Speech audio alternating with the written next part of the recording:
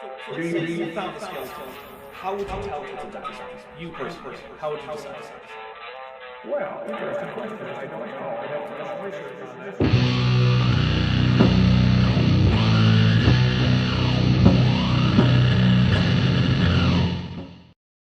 Hey everybody, welcome to Not Dapper Reacts. This is Jackson with Jackson, and it's number 44.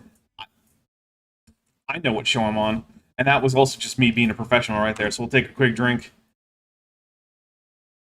And yeah, the thumbnail does say 43. That is because when I was scrolling through my thumbnails, I skipped one.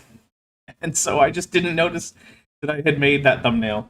I was like, oh, okay, we're on 43 then. Yeah, so, you know, double Dapper's a professional, I suppose.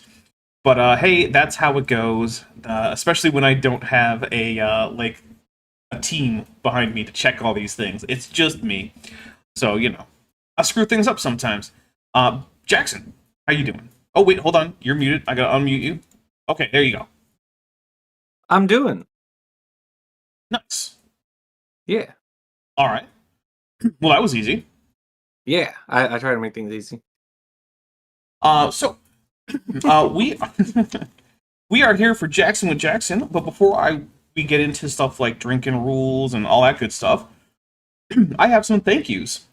So first, I want to thank Anne Gladstone for sending me a set of combat action cards for the Avatar: The Last Airbender TTRPG, which is a game that I really do want to run. It looks a lot of fun, and it seems like they've done a really good job of taking themes from the show and incorporating it into the game. So that's what I really want from a licensed TTRPG, right? If you're making a TTRPG for an established property that is not primarily known as a TTRPG property, I want your rule set to make it feel like I am inside whatever the property is, whatever genre it is, right? So like for Avatar: The Last Airbender, I want to feel like I'm in the show. For like, I have Wrath and Glory, a Warhammer tabletop game. I want to feel like I'm on the tabletop, like playing one of the games with those little soldiers and whatnot.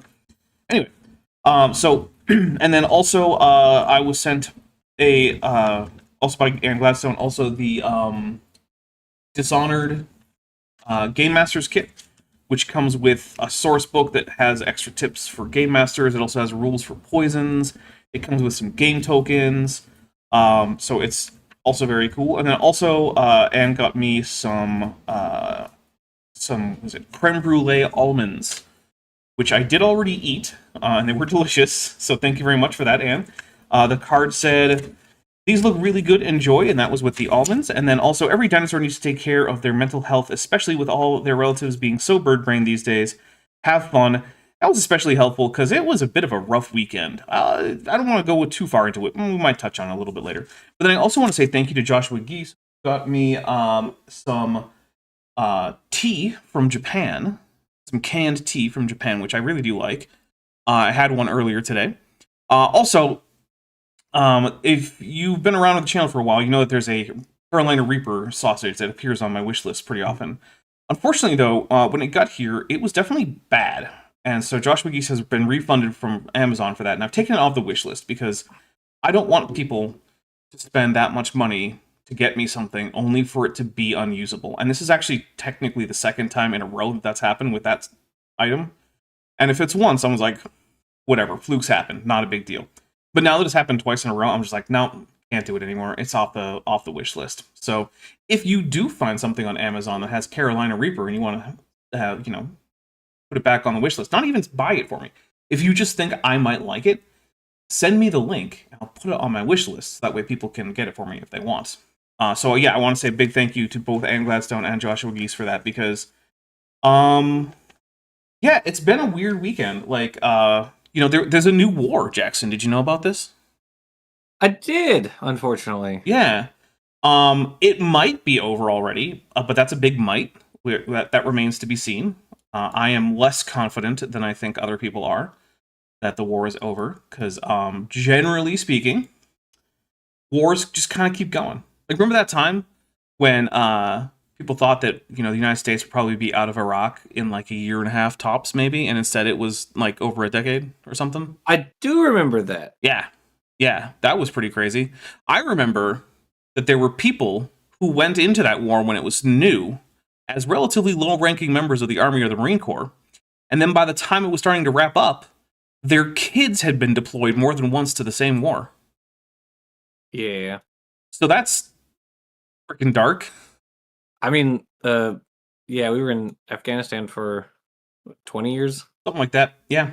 Yeah, so Yeah. It should Fine. never be the case that someone can deploy to a war and then they're, at the time they deploy, unborn children can also deploy to the same war. That is completely unacceptable. And the fun thing is, this is like the second time we've pulled shenanigans like this with Iran. Yep. In the last 100 years. We we assisted the people of Iran, or some people of Iran, in overthrowing the leader and installing a dictator who then was overthrown by the people 20 years later, a little bit over. So that's fun. So us attacking Iran couldn't possibly go wrong again. Nope. It never has in the past. No, yeah, it's always been a Never good idea. Mhm. Always. Yeah. I mean, really, bombing the Middle East, invading the Middle East, there's never ever been a bad outcome from that. Nope, not Afghanistan, Iraq. Yeah, with Iran. Yeah, nope. Also, Never. speaking of which, no, I'm not going to get too much into this, and especially since we're Giving not aid to we're not here Israel. for this, and also because I don't want to reveal personal details. But you know that game, like 6 Degrees of Kevin Bacon or whatever, Yeah. where like you see like, okay, this guy. And you know how you can actually do that with a lot of people, right? And you're actually connected to a surprising number of people by a surprisingly low number of steps, as it turns out, right? Yes. Okay, well, so I realized that some people who were connected to me by about 3 degrees of separation, right? So, like, I could talk to someone who's connected to me directly, and that person could talk to just 2 more people before they get to these people, right? Were killed in a terrorist attack this weekend. So yeah, it's been a rough weekend. That sucks. Yeah. So, as a result, I'm taking it a little bit easy this week when it comes to things like scripting and stuff like that. So I did start some scripting today. I've got, I think, a couple pages done. So, and of course the live streams are definitely going to go on. But, yeah, so if you're in the Discord and you are expecting like regular video updates about new stuff, they're going to be a little slow this week because I didn't have a great weekend. And then the thing that I was going to do to help make up for some of this was I was going to have a movie night. Vishanti and Kip Davis and I, we were going to watch some horror movies, which is a thing I really like to do. And then the power went out in June in Tucson. And it stayed out for about 3 hours. So, That does suck. yeah, it was unpleasant. Yeah, so it's been a weekend, which means I'm taking some time. That's fair. You deserve to take time off. Thank you. So we got a few things to read here. David Smith is a new member at the Tetrapod level. Welcome, David Smith. Sorry to start out your first stream as a member with some downers. So, Lieutenant Matt the Navigator for $5 says, what do you think has a higher probability, the Earth being banana-shaped or Dr. Jackson making a decent point? Ooh.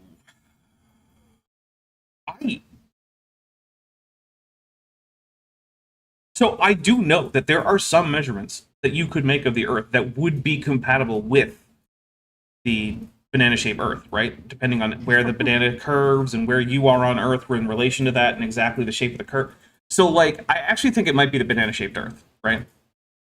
Because I could imagine finding evidence that's at least compatible with that. Whereas Jackson making a decent point, well, for one thing, he just have to be right about something. Right? Something non-trivial. But he isn't, ever. So, like, yeah, I think I'm going to have to go with the banana-shaped Earth.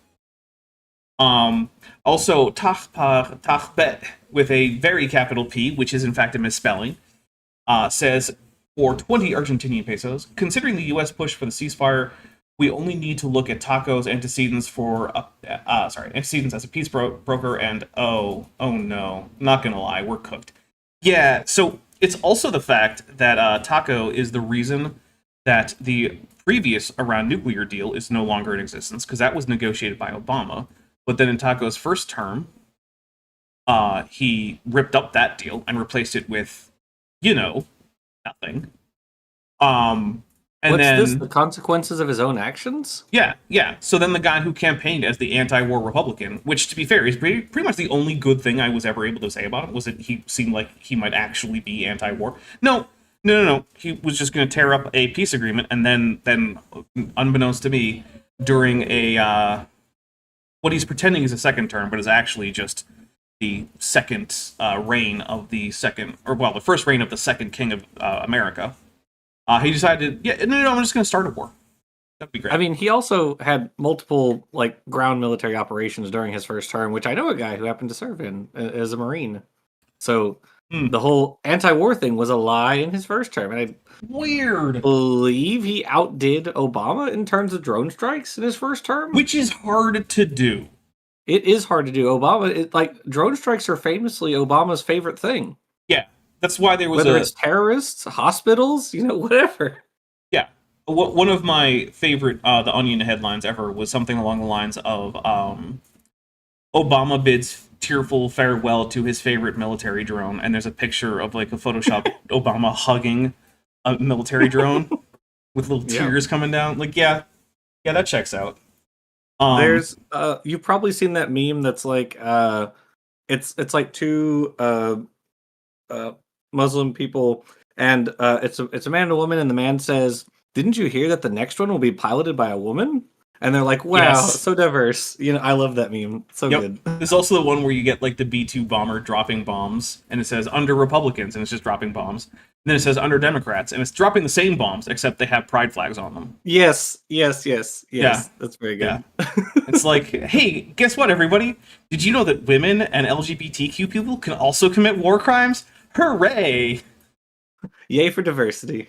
Yeah, I mean, I'm all for, equality and rights and everything, but maybe we should just lower the number of people committing war crimes instead of making it available to more people. I don't know.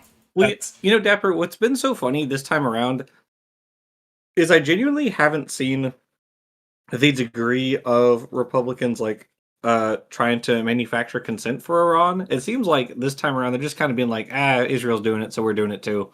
They didn't even there was a very half-hearted attempt to do but weapons of mass destruction, but that just kind of was whatever. Yeah, weapons of mass destruction, blah blah blah. Olivia Williams for $6.99 Beaver Bucks says, I lost power yesterday. Power went out at 9 p.m., came back past 8 a.m. in Quebec. Scared about my PC getting out with a good door, and we'll take a drink. Yeah, that's a long time. Although at least the summers are a little bit more mild in Quebec. In Tucson during the summer, where it can be 46 degrees Celsius, easily. That's not a crazy temperature for it to be. It can hit 50 occasionally. It doesn't typically most years, but it can. That's not unheard of to hit 50.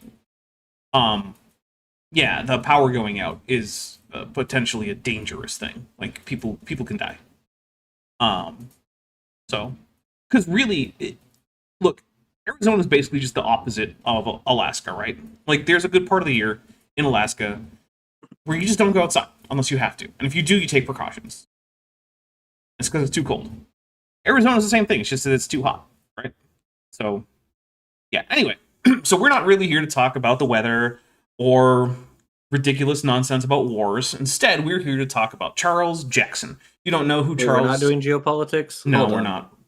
Oh, no. I know. Charles Jackson, in case you don't know, is a young Earth creationist who likes to pride himself on having more degrees than most people, which, to be fair, he does. Although none of them are really in things that would qualify him to talk about, evolution. So, I don't really know what the point of him bragging about this is, except that he really likes to huff his own farts. That's also why he tells everyone about the fact that he joined Mensa. Which, near as I can tell, and I know some people don't agree with me on this, but as near as I can tell, from my personal experience with Mensa members, Mensa is the club for people who like to brag about being in Mensa, and, it's nothing else. And oh, but there's a magazine. Okay, cool. I can't imagine what's interesting in there, but whatever. Tachbet, with a very capital P, for 100 Argentinian pesos, says, the new propaganda is, let's restore the Shah, because remember how cool the last time Iran That had worked so the well Shah last was. time. Yeah, that was a great idea. Yeah. Oh my gosh, it worked so well. Okay. Round 2. Look, I don't have a solution for what a good regime for the people of Iran would look like. Obviously, it's not the current one. But I also don't think I have the ability to figure out what it should be and then implement it, and I don't think Taco does either. Should we like get the science friends like start taking bets on when Trump is like eyeing Vietnam? Do you think? Oh. He wants to turn Ho Chi Minh City into Trump City.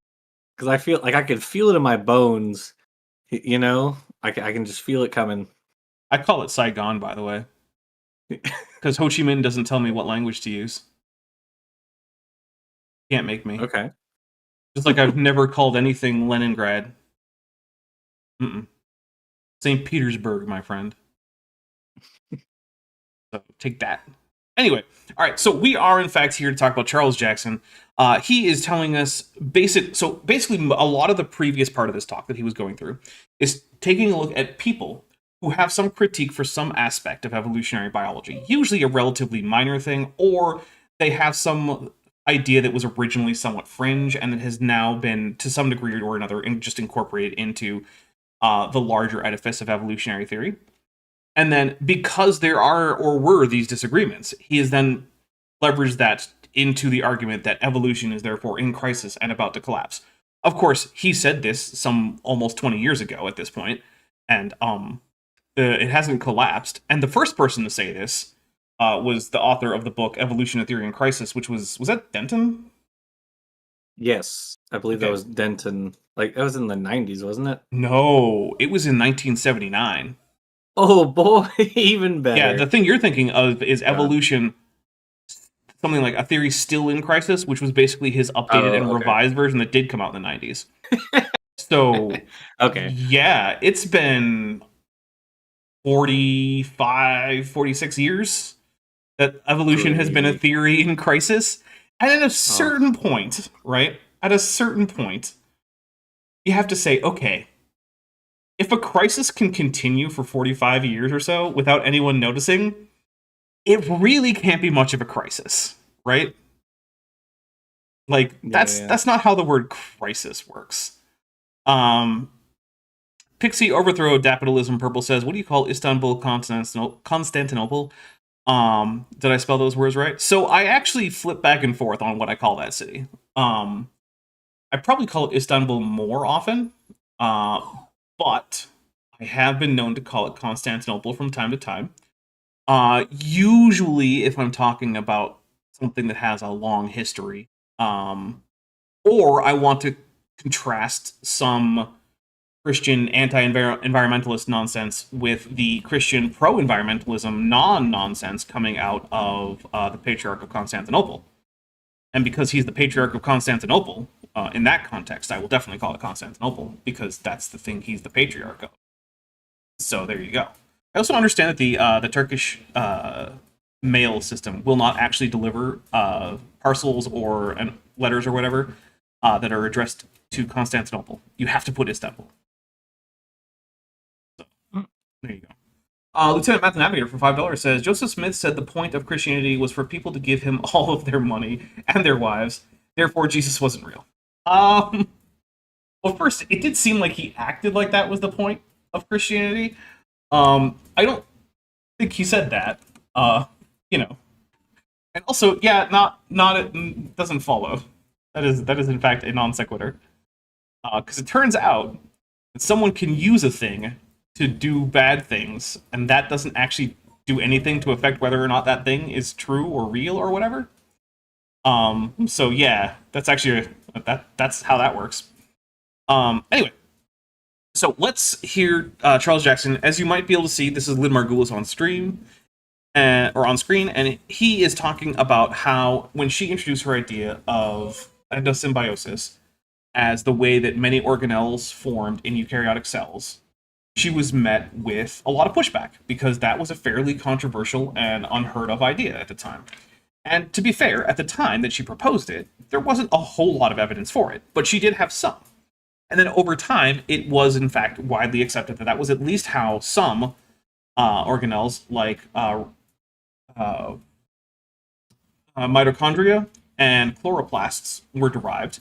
And she has since gone on to argue that basically every subcellular structure in eukaryotes that's larger than a protein is like the result of endosymbiosis. And that has not really been widely accepted. Basically, no biologists take that seriously.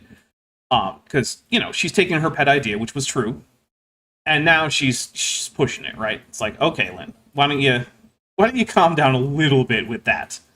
And of course, this is to him taken as a sign that evolution is in crisis. Because for some reason, for creationists, the idea that a field of study does not have a universal consensus and an answer for all questions, and that there are ever changes in what the consensus is, that's a bad thing for creationists, right? Because they want everything that you could possibly ask within a field to have an answer that will never change and that everyone agrees on.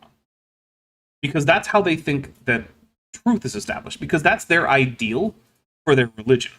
It's not actually what happens on the ground in their religion, as you can tell by the absurd number of Protestant sects that have risen up since the Protestant Reformation. And I specify Protestants because outside of that, there actually haven't been that many new sects in Christianity. Like, really? Since about, the 4th century? I don't know, let's see, 1, 2, 3, 4, 5, 6, 7, 8. Yeah, I think I might be able to count major schisms before the Protestant Reformation without running out of fingers. It's possible, or at least persistent schisms, right? Because there have always been a little split and then merging back together. Do I count the current schism between the Russian Orthodox Church and the Greek Orthodox Church? I don't know, maybe. I think that's probably going to get fixed here in the next few decades. I don't think that's going to last forever. Yeah. Let's see. ONB, Alpine, Octopi, and Mountain Sharks at Club Himalaya for $5 says, Godzilla, Mothra, Ghidorah, least believable part of the New Testament is Jesus having a dozen close friends in his 30s. Thank you. I'll take a drink. Yeah. Max 4 Jesus. Come on. Let's get real. And that's actually more than 12, right? Because we know that there were also women with whom he was close. And they're not named. Well, some of them are named, but they're not numbered. So we don't know exactly how many there were there. Okay, so we are here and we do a bit of a drinking game with this. So when we hit play, we're going to have some drinking rules. So one, if Dr. Charles Jackson says something that's so absurd that we just it hurts our brains too much, we'll take a drink as a form of brain coolant. We'll also take a drink if Dr. Charles Jackson tells a joke that doesn't land or tells a story that didn't happen. Now, that last bit, it's a bit of a judgment call. We have to decide on ourselves whether it seems like a plausible story to have happened. In many cases, the answer is going to be no. Sometimes it's going to be a little ambiguous. Whatever. If we get it wrong, hey, guess what? Doesn't matter, because this is just for fun. These drinks, the drink counter and the drinks, yeah, it's just there for fun. Doesn't actually mean anything. We will also take a drink if Charles Jackson actually gets something factually right, but it can't just be him reading off of a slide, or not slide maybe, but it can't just be him reading a quotation from someone else who got something right. It actually has to be something that's in his brain that he knows about, that he then just says to people, right? We'll take a drink for that. We will also take a drink if Charles Jackson confuses what we can know about Lucy, the Australopithecus, with what we can, from just her skeleton, with what we can know about any wider taxon to which she belongs from any specimens. So, for instance, if he's like, well, we don't know if Lucy could walk upright because Lucy wasn't preserved with feet. Okay, but other Australopithecus were preserved with feet, so that's not a thing. And we call that an ad hominid. We can only do that once per stream, though, because once it starts, it tends to continue on for quite a while. I don't know if he's going to do that here today, but, maybe. We will also take a drink if he mentions that political party that was very, very popular in the, 1930s into the 40s in Germany. They kind of took over a little bit. Maybe did a tiny little genocide here or there, or, in other words, were so bad that they were the reason the word was invented in the first place. There's that. That's what actually it was. Yeah, that. So we will also take a drink if either Jackson, good Jackson here, or I can successfully predict what bad Jackson is going to say as his next argument or a future part of his argument. And that's where it's not very obvious. Let's see. Hold on. Becca Justiniano says, I don't think Dapper is all that motivated to actually watch the videos these days. Wait, what's happening? Oh, you mean like the video? Well, I mean, look, it's always less painful to not listen to the creationist. But we are here to do that. We will also take a drink if Charles Jackson, I forgot. Oh yeah, if he cites a source and we check the source, and rather than supporting his argument or even just failing to support his argument, it actively contradicts his argument, then we'll take a drink for that. We'll also take a drink for every super chat or membership milestone chat that includes any of the kaiju emojis that are just for members. We'll also take a drink for any membership chat or membership milestone chat or super chat. There we go. That includes anything to the effect of AIG or a bag of dicks. We'll also take a drink for each gifted membership up to a certain level. Basically, if there's 50 drinks to be had, I'm just going to finish this beer, go grab another one, and increment the drink counter to 50. We'll also take a drink if Mothra or Godzilla come by audibly during the show, which may or may not happen. It is semi-random, and a small number of people know how to make it happen. Some people think they know how to make it happen, but they don't. So that's also fun.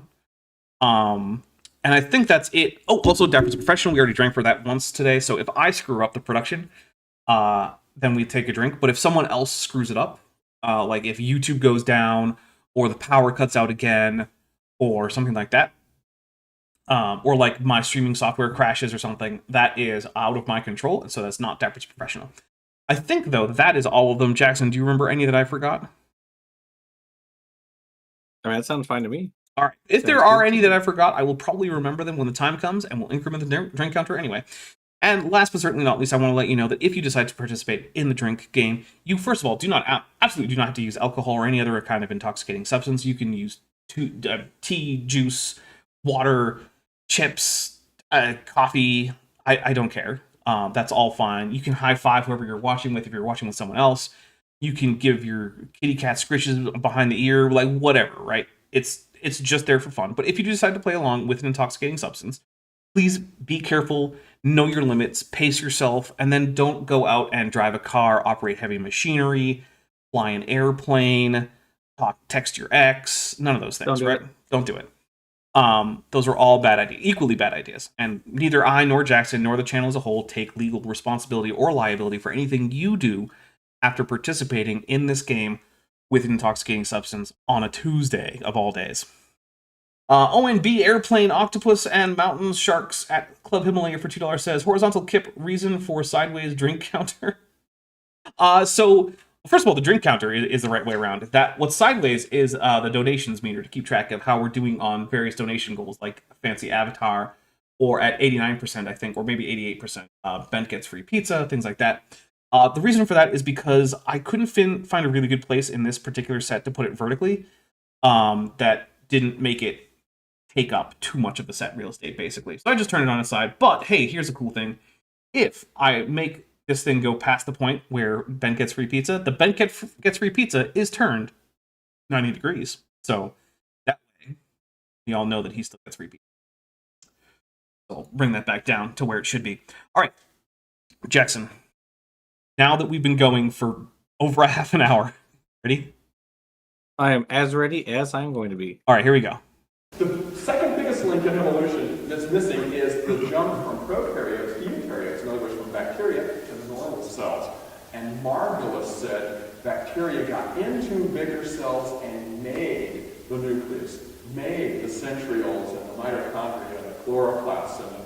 And in some cases, she was right. Like, we know that because we've actually found, like, the closest free living relatives of things like chloroplasts and mitochondria.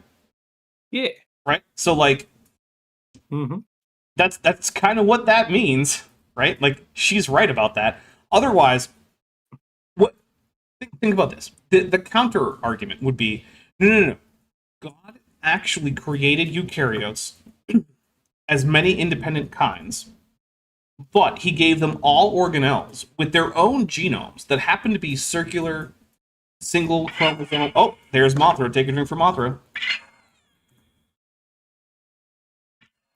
That all happen to be bacteria-type circular single chromosome genomes.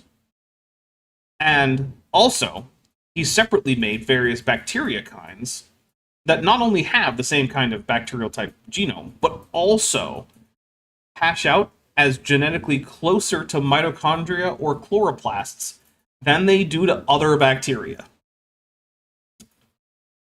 That doesn't make a lick of sense. For $5, Lieutenant Matt the Navigator says, instructions unclear. I just texted my ex. My ex and my current partner are the same person. Nice. So I think that might work out for you then, especially if they're like XX. Is that what that is? Is that an XX? An XX, yeah, I think so. Yeah, if you break up with someone now they're their ex, but if you get back together now they're your XX. So there we go. Ghidorah Sound Trigger When says Alpine Octopi and Mountain Sharks. Probably never, because I'm too lazy to set it up. That's the honest answer. I thought about giving you like some cool explanation, but no, it's probably just not going to happen because I'm way too lazy and I don't want to change all the stuff on my phone. Yeah, it's also probably time for me to get a new phone anyway. Golgi apparatus and stuff like that. And that was her theory. How this is going to happen, you don't know. Actually, not only do we know, we're watching it happen in multiple instances right now. Right? Also, the mechanism was just like phagotrophy, essentially. Like, yeah, which is basically encompassing of a smaller cell by a larger one, which happens in countless clades of organisms. Right. Like, what do you want? Yeah, and then what then follows is, so at first, the big cell just engulfs the smaller cell entirely. Vor fans go wild with that, I guess, in the background. You can feel free to make Vor art of endosymbiosis. But then, rather than breaking down the bacterial cell, it just manages to continue surviving. And it reproduces. Which means that when the main host cell, right, splits, some of the now multiple versions of the bacterium that got engulfed will be in both daughter cells. And as time goes, it becomes advantageous for both cells because different bacteria have basically just different kinds of like things that they specialize in chemically, right?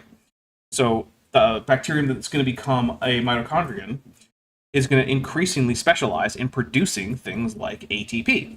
And then the cell is going to use that, and as a result, it's going to feed the mitochondrion the things that it needs to produce the ATP. And so it's favorable for both the mitochondrion and the host cell to work in this way. So basically more food going to the mitochondrion automatically means more ATP for the host cell. And more efficient ATP production means more efficiency for both of them. So there's a strong natural selection pressure to go in the direction of symbiosis. And that's it. That's all it takes, really. And like we know today of prokaryotes who have endosymbiotic bacteria within them. Right. So like this is not impossible. It's rare. It's very rare, but it's not impossible. The thing is, it only has to happen a few times, and then boom, you get like extant eukaryotic organelle diversity. Right? It doesn't have to happen a whole bunch of times. So it can be rare, and that's fine. Tachbet with a very capital P for 100 Argentinian pesos says, the process of phagocytosis involves invagination, and I turn 12 every time I hear it. I have the most mature audience on the platform, bar none. Nah, it's alright. You know what? Sex jokes are funny. So there you go. She said, I heard her speak at University of Cincinnati, not far from here, on March 1st of this year. And she said that this, I asked her personally, I said, well, how could this happen? She said, well, it was ingestion without digestion, without destruction. Well, yep. How could Hey, that happens all the time, even in humans. Here's something. Eat a bunch of corn. You know what you're gonna get eventually? You're gonna get some non-digested corn that's gonna come out. That's a thing that happens. It's really not that unusual for something to eat something and that not really digest it, right? I mean, we have a gut flora. Like where where does a lot of our gut flora come from? From eating stuff. And also, like you said, there are still bacteria that have endosymbiotic bacteria. And there are also eukaryotes that have endosymbiotic bacteria that are so recent that we can tell like what their sister species is that's still a free living bacterium. Right? Like we're currently watching new forms of photosynthetic organisms, these eukaryotes, evolve with completely new chloroplasts that are not directly ancestrally related as chloroplasts to plant chloroplasts. That's the thing that's happening right now. Right this minute. Goop23 for $2 says Cincinnati mentioned with a party hat and noisemaker and confetti emoji. And yes, Cincinnati was indeed mentioned. So, all right, here we go.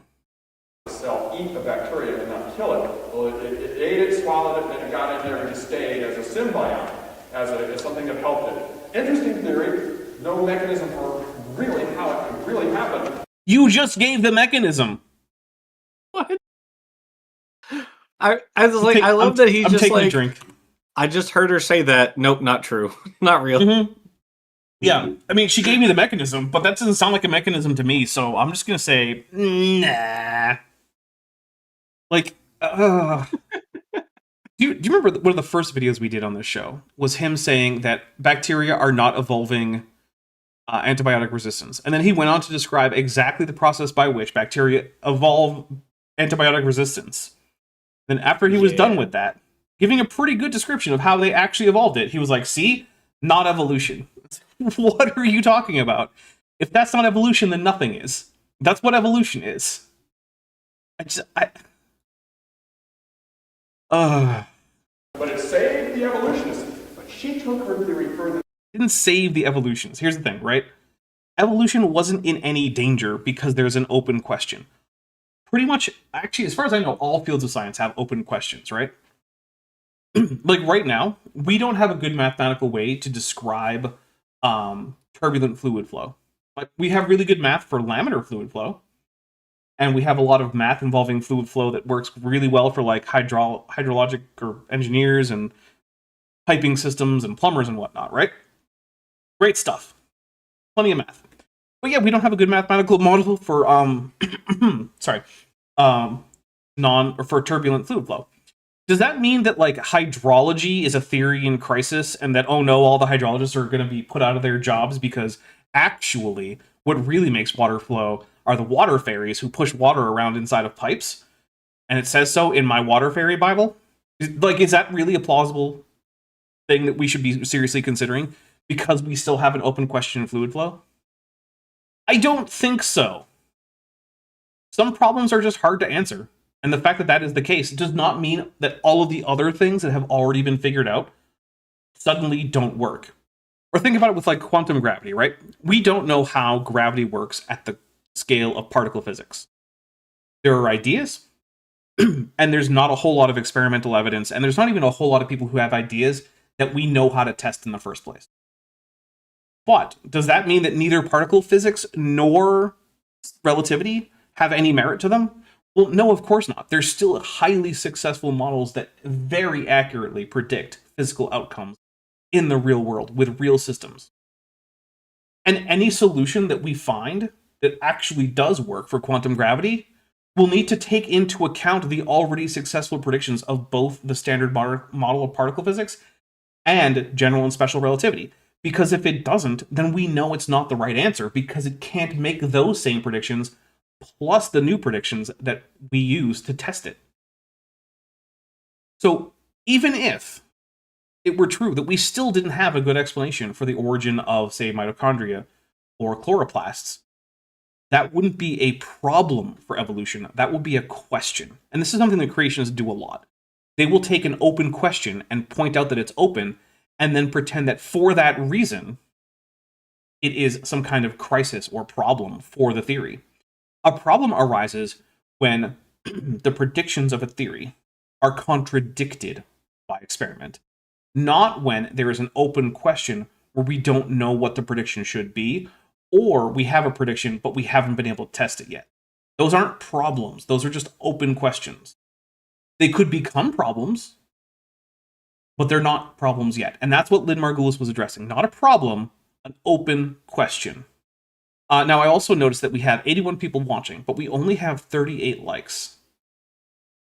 And I hate to say, but this does mean that I like less than half of you, half as well as you deserve.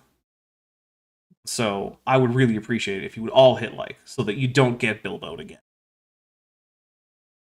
So yeah, I'm just gonna take a drink because I'm really tired of the whole like any open question is now grounds for a crisis. That's just not how science works. Okay, here we go. The evolutionists wanted her to, and today she's in real trouble for it. Her. If by real trouble you mean people think that she's gone a little bit off the deep end, then sure, I guess she's in real trouble. But like, is she now as a result like destitute or unable to get speaking gigs or like not employed or anything? No, she's not. She's fine. Well, I don't think she's doing a lot of speaking gigs anymore. Well, okay, but you know what I meant. Like at the time, whatnot. Yeah. Okay. Like, did this ruin her? No.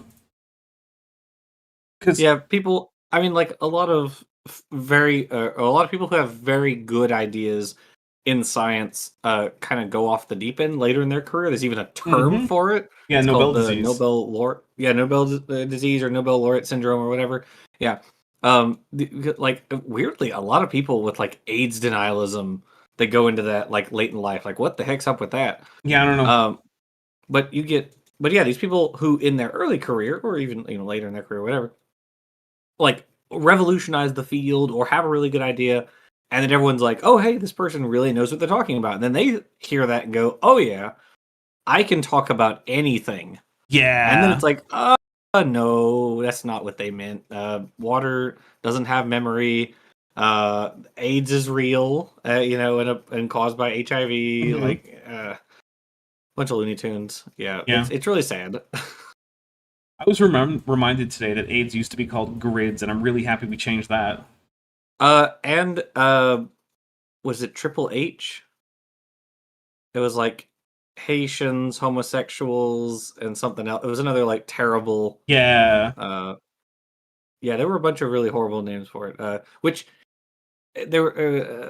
There were a lot of people talking about the similarities between when we first found out about AIDS versus like COVID, because what did Trump and a bunch of other people call COVID when we first found out about it? The China virus, Yeah. So like there were a lot of interesting similarities there. But anyway. Yeah. And I hate that some people were like, well, we call it the Spanish flu. It's like, okay, first of all, it didn't actually come from Spain.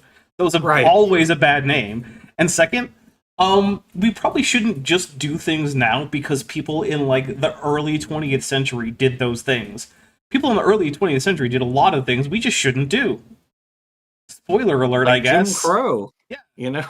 That something happened in the early 20th century is not a good reason for it to happen now. In fact, honestly, it's a good reason to examine that thing and see if maybe it just should never happen again. Yeah. Humans. Here he is. Her symbiogenesis. She said all living organisms are the product of my theory of symbiogenesis, the inherited. Eukaryotes. Genomes. It only looks like punctuated equilibrium, like Stephen K. Gould and Niles Eldridge. Yeah, but that's the thing. It's true. It would only look like it, but it fundamentally wouldn't be because it's a fundamentally different process than the one they proposed. Right? Yeah. Like Stephen J. Gould is. Oh, sorry. Go ahead. No, just like this is such a weird quote. Yeah. I don't know. It's just a weird Look, quote. I don't know what Lynn Margulis was getting at here, right? Like, I don't know. I wasn't at this UMass Amherst talk in 1975 or whatever it was, right? Mm-hmm. Obviously. I guess it's not that obvious, but whatever. I wasn't there. So, like, I don't know exactly what she was going on about. But the thing is, punctuated equilibrium is fundamentally a process of vertical transmission of genes, right? So, it still goes from ancestor to descendant. But endosymbiosis is a horizontal transfer, where a genetic code from an entirely different organism, it gets inserted into a different organism, the host cell, right, the larger cell, and then that gets integrated. And we actually can see in both like ancient examples, but even in the current examples that we have of new endosymbiosis happening today, we can see that genes are going from the endosymbiote into the host genome. But that's still a horizontal transfer. That's not vertical. So in vertical, you're getting stuff from your parents and grandparents and great-grandparents and so on, and then you're presumably, if you reproduce, passing them on to your children. But with horizontal or lateral gene transfer, that's coming from relatively unrelated organisms that are not directly ancestral to you, nor are they your descendants. And that's a big difference. And so in both cases, you can see relatively rapid change occurring. And if you were to look back at it without any ability to distinguish where the genes came from, then yeah, it would kind of look like punctuated equilibrium. But it's definitely not. And I don't know if the point that Charles Jackson is going to make is that it's silly to say that they're the same, or they're exactly the same, or they're both dumb because they can look similar. Like, I don't actually know what point he's trying to make, but I do want to point out why that's the case. Based on what you said, it kind of looks like it's what you said earlier, based on all these quotes, is she's going off, if he just recorded a bunch of quotes from her going off on her own pet theory, and is just trying to say that, this is what, like, oh, well, she's a big name in the field, and she said this, which is contrary to whatever other evolutionists say, so therefore there's a crisis, which, no, that's not how that works. Yeah, that's one person being at odds with the consensus. At best. Yeah. When they observed things in 1970s and saved evolution from a missing link problem by saying evolution. There was never a missing link problem. Ever. Even in Darwin's day, there were known transitional fossils, and more were found after he published. They weren't always recognized as such. But further, even when Darwin was like, oh, maybe we should have more, there were still some. There were more found. And even at the time, Darwin noted reasons why we shouldn't expect a complete fossil record, and therefore the current relative lack of such fossils wasn't really much of a problem at all. There's really never been such a problem. Oh, Lieutenant Math Navigator for $5 says, we should definitely look to the generation that invented chemical warfare and finally gave what we now understand as PTSD a name for every question. Yeah, exactly. Exactly. All right, here we go. Proceeds and starts.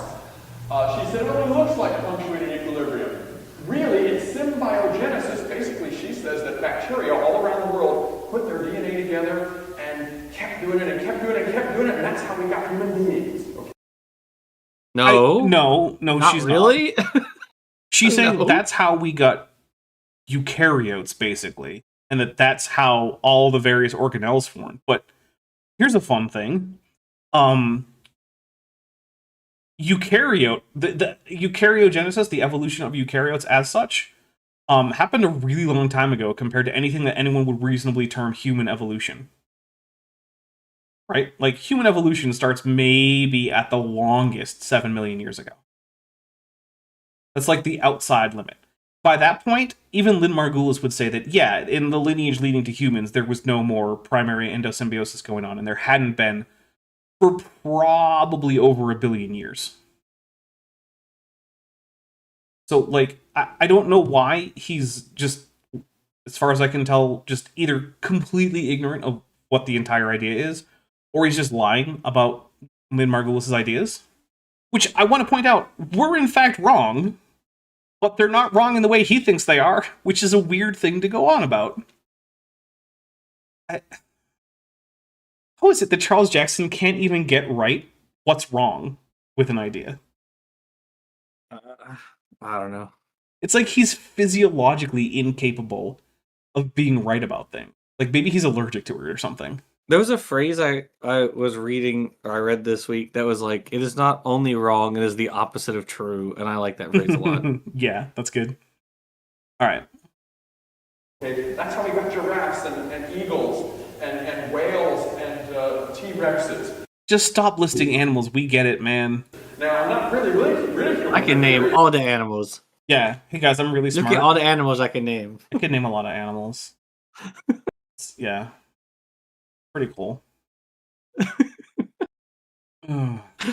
Next thing you know, he's going to break out his bow staff because he's got bow staff skills, and I hear the girls like skills. Guys, I got a cut on my elbow, and girls dig scars. So Yeah.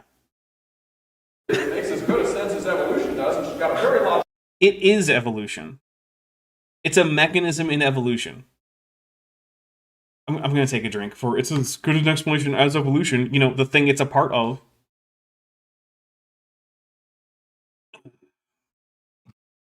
Line. The lady here is a member of the National Academy of Arts and Sciences. Feels really weird when he just calls her the lady. The Russian Academy of Sciences. She's a very she all. Yes, John Hopkins, that was indeed a Napoleon Dynamite reference. You never know what kind of references I'm going to pull out. The other day, I pulled out a random friggin' Sound of Music reference in the comments. Whatever. Authors the Gaia hypothesis with James Lovelock in 1975, who was a British scientist, and the Gaia hypothesis is in my field of environmental biology. In what way is environmental biology Charles Jackson's field? As far as I know, all of his degrees are in, like, Christian education, which is a weird thing to have a degree in, but whatever. Are you aware of any way in which environmental biology could be said to be Charles Jackson's field? There, good Jackson? I literally only thought it was like he had a teaching degree, or teaching degrees. Yeah, I thought that's all he had. Yeah, as far as I know, that's all he had. I mean, maybe that's something he taught the high school kids at one point. I don't know. I don't think that makes it his field, though. Yeah, you'd have to contribute to that, I think, for it to be your field. Yeah, I wouldn't even call dinosaurs my field. Because you know how much I've contributed to dinosaur research? None. But I asked her, you're saying these things. I did get a chance to talk to her in person. Gradual accumulation of mutations is never the way eukaryotes evolve. Eukaryotes is everything but bacteria, okay? Was she talking about eukaryogenesis or the later evolution of eukaryotes there, Charles? Because I have a really strong suspicion it's the former.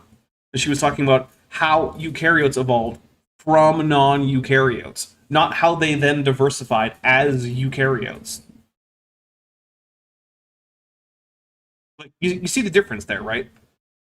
When I say, "Oh, hey, how did humans evolve?" Usually, I'm talking about like that's just the phrase, right? What that usually means is I want to hear about like how they split from their closest non-human relatives, which would be genus Pan, the chimpanzees and bonobos. Mm-hmm. Okay. But if I want to say, well, what morphological changes happened during the course of evolution in the human lineage after that split, I'm probably going to have to phrase the question in a different way. And I have a sneaking suspicion, based on how very honest and reliable Charles Jackson has been so far, that when she says that mutation is a minor effect in the evolution of eukaryotes, she does not mean the development of eukaryotes as eukaryote lineages after the first eukaryotes evolved. Pretty sure that given that it's her entire thing was explaining how eukaryotes evolved in the first place, that what she's talking about is, the thing she's talking about pretty much her entire life. Lieutenant Math Navigator for $5 says, I'm something of an environmental scientist myself. Thank you very much. Excellent Spider-Man reference. Tafbet, with a very capital P, for 100 Argentinian pesos, says, Valen Margulis, Valen Doheras. Jeez. We're getting all the nerd stuff in today. My goodness. Alright. Updated the counter, and here we go, and we are going to be taking a break relatively soon, so we're going to get a little Lynn Margulis in. We'll take a little bit of a break, and then we'll be right back. Never the way that animals and plants evolve. That's going against what Darwin said. Random mutation is a minor effect, she said. Actually, it's not going against what Darwin said, because Darwin didn't know about mutation. So Darwin could never say that mutation was a major cause of evolution, because the word mutation hadn't even been invented by the time Darwin died. So we're going to take a drink for that. There we go. Well, I asked her, what in the world, what are your colleagues saying you about this? And she said, well, they've cut my funding. NASA has cut her research funding for her origin of life and her evolution of life theories. Or maybe, and here's a possibility, I don't actually know, but maybe, given the time frame of this, that was coinciding with the general gigantic slashes to the budget of NASA, right? Because when she's doing this is towards the tail end, or I believe after, right, soon after Apollo. And NASA got a huge budget for the Apollo missions, right? But then, afterwards, there were big budget cuts to NASA. NASA, after, adjusting for inflation, is only getting a tiny fraction of what they were getting during the Apollo days. So I'm not terribly surprised that her funding got cut regardless of what she was talking about or how controversial it was, because everything funded by NASA was getting cut. In fact, if current budget ideas continue on as they are, NASA's going to go through another round of cuts. Do you think that those will all be based on the viewpoint of the people whose programs got cut? No, some of it might be, and that might be the thing that determines who gets cut versus not. But in most cases, it's just going to be, yeah, everyone's getting cut because NASA's budget gets slashed. That's what happens when the government slashes your entire department's funding. Sorry, go ahead. It's also possible that, maybe the research she was proposing at the time, just in addition to the work that she was doing, the good work she was doing, maybe she was proposing avenues of research that just, when her colleagues, peer reviewed them for the grants, they were just like, this isn't going to pan out, so we're not funding this. Yeah, it's also a possibility. Especially since, her investigation into symbiogenesis as just the explanation for, all cell structures and eukaryotes, it wasn't panning out. It never did pan out. That's why it was rejected. So, there's also that. Yeah, she worked for another, 30 plus years in the field. Mm-hmm. So, if the evidence were there, you think she would have found it in that time, right? And look, it sucks to get your funding cut, and just about everyone who does has some kind of pet hypothesis as to why their funding was cut. But they're usually not privy to those decision-making meetings. So there's really no way for them to confirm whether or not that's the real reason. She stood up in front of the audience at the University of Cincinnati and she said, "Is anyone here a millionaire? Does anyone want to fund my research?" She was mad because she'd recently heard the news she was being dropped from the funding. Now, she still is a tenured professor at University of Massachusetts Amherst. But watch Lynn Margulis to be called upon by the evolutionist community to come in. Now they're going to need her. What does that mean? They need her to come in? What? Okay, sure. This sounds like a prediction for the future. So maybe he'll explain this.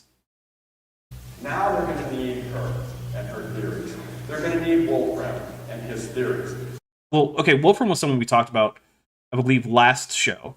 And basically, he wrote a book about science that made some waves in the mathematics community, but made virtually no waves in any scientific community at all. Because basically, it was what if, instead of doing science, we just do math and then try to apply it to empirical questions? And was no, we're not going to do that. There you go. Yeah, turns out you can't really predict, population genetics just based on physics. Not really a thing. Yeah, or just pure math. In fact, you can't even predict physics based on pure math. You have to first do observations, then figure out math that would make sense in that context, and then after that you can make predictions using math about physics. You have to start with the actual empirical observations in the first. So yeah, and as far as Lynn Margulis, I mean, she did make a huge impact on the theory of evolution, and then she kind of didn't keep doing that. And she wasn't called back in or anything over the next 20 or so years since this talk was given. Because this talk was given, I believe, in the mid to somewhat late aughts, 2007 or 8 maybe. So I'm willing to just round that to 20 years. And since then, Wolfram and Lynn Margulis have not exactly made new contributions to biology in that time. Well, Margulis died in 11, but definitely Wolfram. He has not made any none at all. Yeah. And so this is the reason why I called this low-res false prophet, right? Because one, Charles Jackson is an inherently low-resolution human being. I'm pretty sure that if you saw him, he would be pixelated in real life. For instance, I mentioned before the show even started to Jackson that when he had Lynn Margulis's picture on screen here, the picture of Lynn Margulis was higher resolution than the actual video, and I don't know how that happens, but it's true. So it's really weird. But like, yeah, Charles Jackson is just an inherently low res guy, and also throughout this entire talk, he's been making these predictions about what he thinks is going to happen in science, and he has been wrong every single time. And at a certain point, while I know it's technically the genetic fallacy, humans have to have heuristics, right? Because you can't be formally, logically, rigorous about everything in your life. And what a heuristic is basically just a shortcut to arriving at a probably acceptable answer. And it's, strictly speaking, usually not going to be logically sound, but it's going to be good enough that you're going to be able to use it as a quick decision-making process, right? And a heuristic that is a pretty useful one is if someone is consistently wrong about everything, then when they say something new, you can probably just write it off. And that's what's going on here. He has been wrong about virtually everything. And he is just continuing to be wrong about virtually everything, especially his predictions about the future. Well, his future, our present. All right, so we're going to take a quick break. First, there's going to be a teaser trailer for the next episode of Star Trek Endurance, which is my Star Trek Adventures actual play show over on my second channel, Top Hats Off, which you should all go check out. It's a lot of fun. We've got people that you're familiar with, especially people who've been on this channel before. So we've got like Jordan from Reason and Doubt. We've got Chesh and also Debate Hub. We've got Craig or FTFE. Those are the big... we've got Maddie. So those are the YouTubers that you have been either on this channel or I've been on their channel. That you were probably familiar with. So like, yeah, go check that out. It's a lot of fun. And then I guess I'll read the super chat right before we get out of here. Lieutenant Matt the Navigator for $5 says, "You mean he has a promising career ahead of him as in a certain Japanese film industry? Pre-pixelated. Yeah, you know what? If Charles Jackson wants to get into that business, I think he would probably be the world would be better off if he were doing that rather than what he's doing now. So yeah. Yeah. Anyway, here is the intermission video. We'll be right back. Next time on Star Trek Endurance. Communications officer. No, this is... no. Hold up. That's the wrong one. I'm going to fix it. I forgot to fix it. That's a Dapper's a Professional. There will be an additional drink. So give me a second while I find the right one. Here we go. That should work. Next time on Star Trek Endurance. Captain's Log, Stardate 60156.8. The Kongzi is en route to the homeworld of an insectile race called the or at least that's the inexcusably unpronounceable name that the Federation linguists involved in First Contact gave them. Their language consists of a series of tactile signals in which various touch-sensitive dermal structures on the body of the listener are touched by the speaker's antenna and hands. This unusual method of communication has largely been impenetrable to the universal translators, and xenolinguists have made only limited progress. Nevertheless, they made first contact with the Federation, and as far as anyone can tell, they want to negotiate a trade agreement. Starfleet considers this a good opportunity to establish a diplomatic foothold with a species native to the Shackleton Expanse. Apparently, the Kongzi is the fanciest and most impressive ship in the Expanse, and so the job of negotiating this agreement falls on us, especially to me, as the captain. Trade negotiations are only part of the agenda. A looming tectonic upheaval is predicted on the planet, and the are hopeful that the Federation can assist. While misunderstandings abound and the crew struggles to be able to communicate with their guests, trouble is brewing. The Shackleton Expanse is famous for various as-yet unexplained spatial anomalies, and one is about to intrude on the negotiations. Can the crew figure out how to communicate with these strange aliens? Will they be able to save their homeworld? And how will they contend with their own communication problems between each other? Find out next time on Star Trek Endurance, only on the Top Hats Off channel.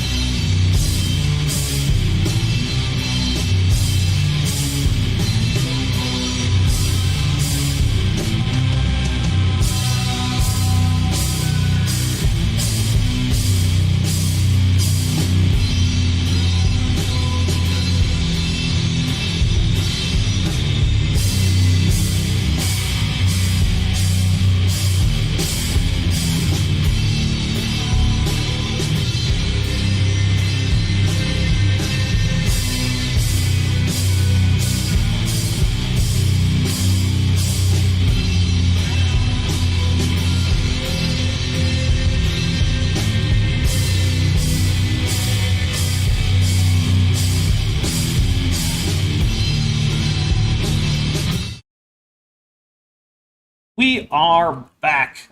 Thank you, everybody. Yeah, that was Dapper's Professional. I did take a drink. I did increment the drink counter, so sorry about that. Yeah, that was the previous weeks. I forgot to change the video that I have in my OBS setup to the newer video.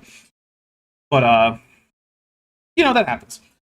So first, before we get back into it, I want to say thank you very much to everyone who is so generously a supporter of the channel. You know, I have a lot of names in my credits, but I want to say, personally, while I'm live, thank you very much. This channel could not really persist, at least not in the way that it currently exists, without your direct support. The amount of money that comes in directly from YouTube playing ads is pretty minor. It certainly would not be enough to make this be a viable thing for, like, an income, which it currently is. So I really can't say thank you enough for that. If you're someone who is currently not supporting the channel financially, but you think that that is something you would like to do, maybe you really like what I do, maybe you just like to give a dinosaur a break, I don't know. But if you would like to do that, and you can afford it, I don't want to take any money from anyone who can afford to give money, but if both of those things are true, there are a number of great ways to support the channel. There is a Patreon linked in the description. The Patreon starts at $1 a month. There's the channel memberships that you can click the join button right below this video. That starts at $1.99. The Patreon is where I get to keep the largest percentage of the money. That starts at, like I said, $1. But you can also get a 15% discount if you go annually. So you can join that Patreon, for less than $11 a year, if that's what you really want, right? It's something ridiculously small. Like, I think it's less than $10.20 US. Don't quote me on that. I'm not going to do the math. But yeah, both of those give you access to my Discord server, which is where a lot of my audience hangs out. It's a very fun place, I think. It's a lot. It's very friendly, which is somewhat unusual for YouTube communities, but it's very friendly, very welcoming. We have a lot of cool discussions. There's a lot of cat pics if you're into cat pics, you know. Yeah. So, and yeah. If any of that is something you want to do, please check those out.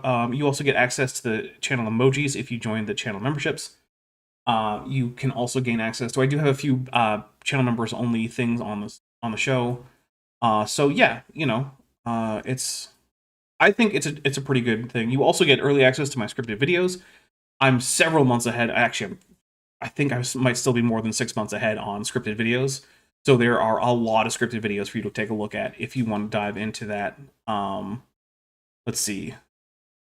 So, and yeah, if an annual or a monthly pledge isn't really your thing, there's still a lot of other ways. Every super chat, every super thanks, super sticker, gifted membership, those all really help. There's also, like I said, I thanked both Ann Gladstone, I believe. Let me double check my memory. Yes, it was Ann Gladstone and Joshua Geese. I thank both of them today for getting things from my wish list. That is also linked in the description if you want to go grab something from that. And also, I have a merch store. There's a merch shelf below this video. If you want, you can go check out what's in there and see if any of that stuff is something you want to get. It doesn't actually give me a whole lot of money. It's actually pretty small because it's Teespring. But I really do like seeing people sending me pictures of their Dap Dinosaur like mugs or stickers or blankets or t-shirts or whatever. So please consider that if that's another thing you would like to do. So yeah, that's basically the ways that you can help support the channel financially if you want to and can afford to. And if you neither want to nor can or you can't afford to, that is absolutely fine. You don't owe me a damn thing. Just being here is already a help. But I would ask that you like this video and that maybe you share it on some of your social medias, whether you have Blue Sky, whether you have Twitter, Facebook, Instagram, I don't know. Whatever the kids are doing these days, then yeah, if you could share some of my videos there, that would also be a really big help. All right, now we've only got 10 drinks on the board, so I think we should try to work on getting a few more on the board. You know what I mean? Yeah. Yeah. So guys, let's see if we can get this to. Let's try to get it to 30. You think we can do it? I think we can do it. I'm not going to call extra drink triggers just to get there, but I mean, I think chat could help us out. All right, here we go. Something about hybridization. Something about bacteria putting their brains together. Endosymbiosis is not hybridization. Hybridization is when two organisms of different species vertically transmit DNA to offspring. This is horizontal transfer of DNA, not vertical. I'm going to take a drink for Charles Jackson not knowing the difference between vertical and horizontal gene transfer. It's pretty basic. Oh yes, and Morgan Poria points out, if you can't afford any support, but you do want to help the channel beyond just liking and sharing, Sheepit is how I get my animations done for both this channel and Top Hats Off. And the way that works is when I render animations for other people, I get points. And when they render animations for me, I lose points. And how high a priority my animations are is dependent on how many Sheepit points I have. So if you want to help me get more points, there's an instruction set in the description that says how to render for me. You go to the website, you download the appropriate client, and use the login information from that. And it will say to Sheepit, this person counts as me for the purposes of allocating the points that they generate. But that render key that's in there will not give you access to my actual Sheepit account so that no one can go in and delete my projects or upload their own projects on my account, costing me points. So, yeah, there you go. Kent the Bacteria Kind Halstead for $4.99 says, it's true, I bought Dapper merch and now my dog is immortal. My dad loves me again and all the pain is gone. I cannot confirm the veracity of this statement, and so I do not guarantee an immortal dog, a loving father, or any kind of pain relief. But I also can't say that it won't happen. So I guess it's one of those, you know, take a risk. Jillian Underwater Land Bridge Ranford, who's been a member for 26 months, says, I'm pretty sure Bad Jackson is about half dishonest half a liar, but the proportions may vary with a bunch of Mothra emojis. And yeah, that sounds about right. I'll take a drink. All right. And Morgan Poria says, doing my best to sheep Dapper Dinosaur, rendering right now for you. I really do appreciate it. Actually, let's see. How many people rendering for me do I have right now? Or really, technically, how many computers, since I can't count people. Let's see. We've got 1, 2, 3, 4, 5, 6. I've got 6 people, or well, 6 computers that are not owned by me that are rendering for me, and I really appreciate it. It really does help. Every single point on there helps. Plus, I'm coming up on 2 billion points. I have right now 1,981,000,000. And, you know, there's thousands and hundreds in there too, but like, we're going to round to the nearest million. So it's 1,981,000,000, which is really cool. So I'm currently ranked 15th out of several thousand users. So pretty good. Okay. Yeah, it doesn't work on AMD cards. I'm sorry. So to a large extent, Blender just doesn't work on AMD cards.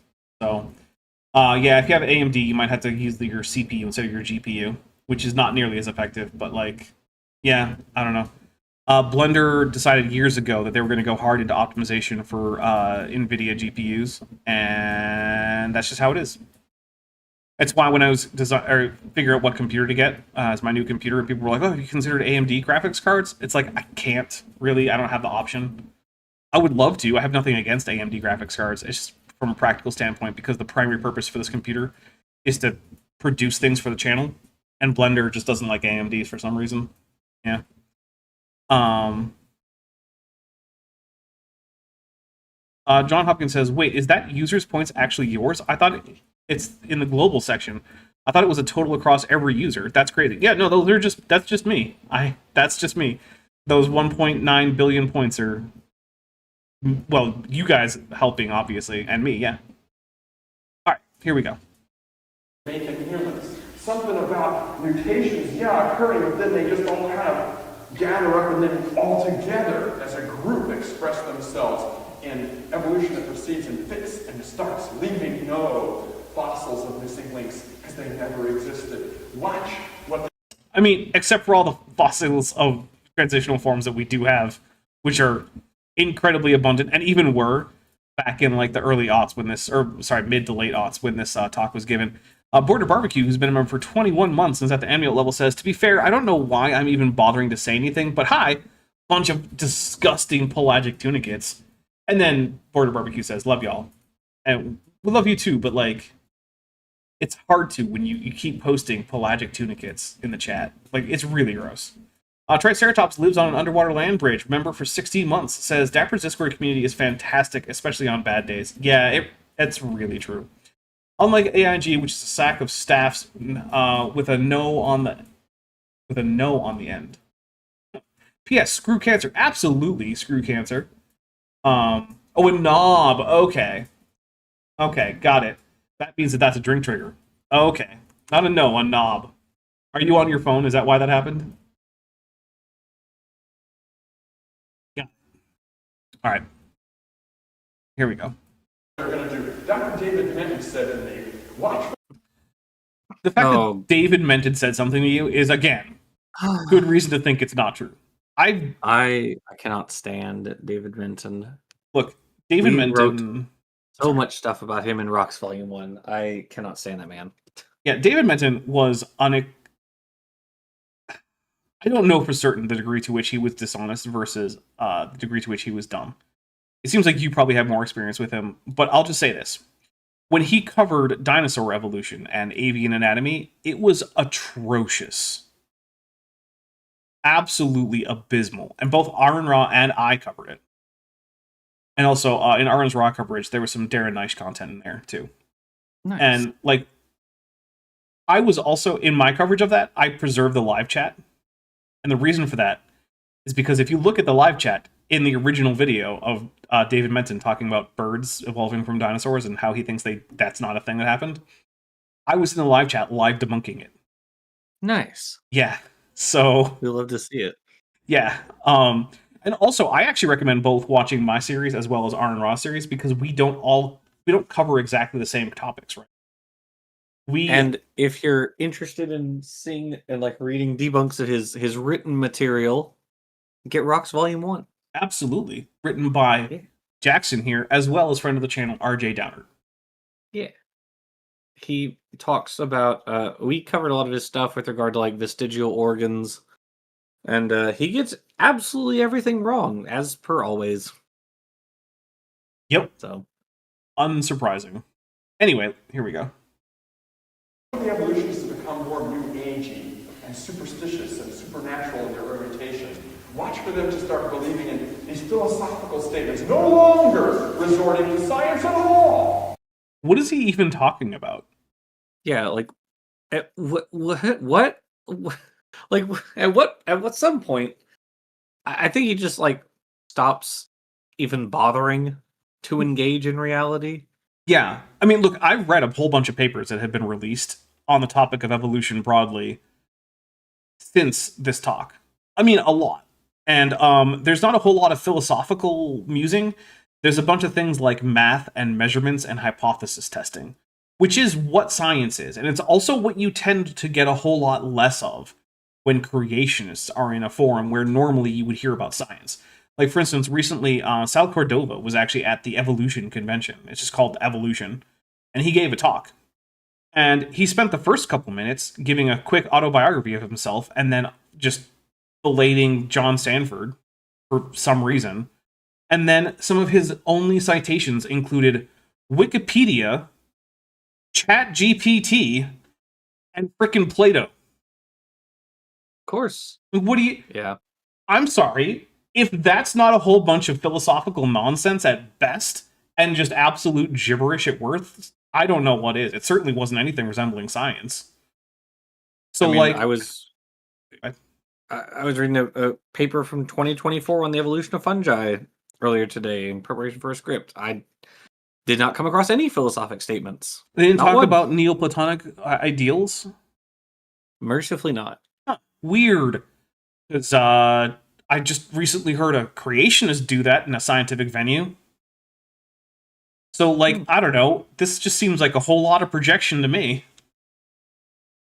But resorting to statements of pure philosophy and almost an eschatology. An eschatology? Do you know what eschatology is, Jackson? The study of, or the, like, philosophizing about, like, what happens after you die, isn't it? No, it's about the end of times. It's literally just the end apocalypse nonsense. Okay. Yeah, it's so. It comes from the Greek eschaton, which basically means the end of time, the end of history, whatever, right? The apocalypse, if you want to call it that, right? Well, didn't we have that in 91? We've had it a few times, apparently. Okay. All right. Yeah. So, it's just like, what in evolution is eschatological in any way at all? I can't think of a damn thing. Prixie Overthrow Capitalism Purple, who's been a member for 16 months, says, Ghidorah, drink. Days need to stop being weak. Yeah, seriously. And yeah, we'll take a drink. Jeez. I'm a little bit tired of lurching from one crisis to the next. Seriously. It's flooding the zone. You know, Bannon is a great propagandist, and his idea of flooding the zone He's not wrong. is a brilliant one. Or it's probably not his idea, but the idea of flooding the zone, like, and putting it out there, really like saying this is what we're gonna do, is a brilliant idea. Mm-hmm. Like it really is. It works so very well. Unfortunately, I don't know, Jackson. I don't think we're going to get to that 30 drinks. I think the chat's going to let us down today. no. Yeah. But hey, Lieutenant Math Navigator for $5 says, Sal has now officially accumulated enough cringe to generate an event horizon. Correct. Is he still? He never watched that video critique you did of him, did he? Not only did he not watch that, he also then went on to complain about the video critique that Dan and Zach Hancock did about him on Dan's channel much more recently. Again, without having actually watched their original video, because he talks about them talking about a bunch of topics that never even came up in the video. This is now a pattern with Sal. He's such a baby. Oh my gosh, such a baby. And it's really annoying, right? Because I, in the past, was extremely charitable to Sal. And I don't want to make this to, like, the Sal complaint corner or something, but, like, the Science Friends as a whole treated Sal with kids' gloves and a whole lot of generosity. Right? A whole lot. And then he just went back to being slimy Sal, and I don't know why. It did seem like he was having like a change of character for a little bit there, and that was in a positive direction, but yeah. And I'm not even saying that was in any way indicating that he was going to stop being a young Earth creationist. He was just going to be less of a shitty person. Yeah. And then he was like, no, what if I just dive headlong into an Olympic-sized swimming pool full of diarrhea? I was like, I guess you can do that, Sal. I guess that's an option.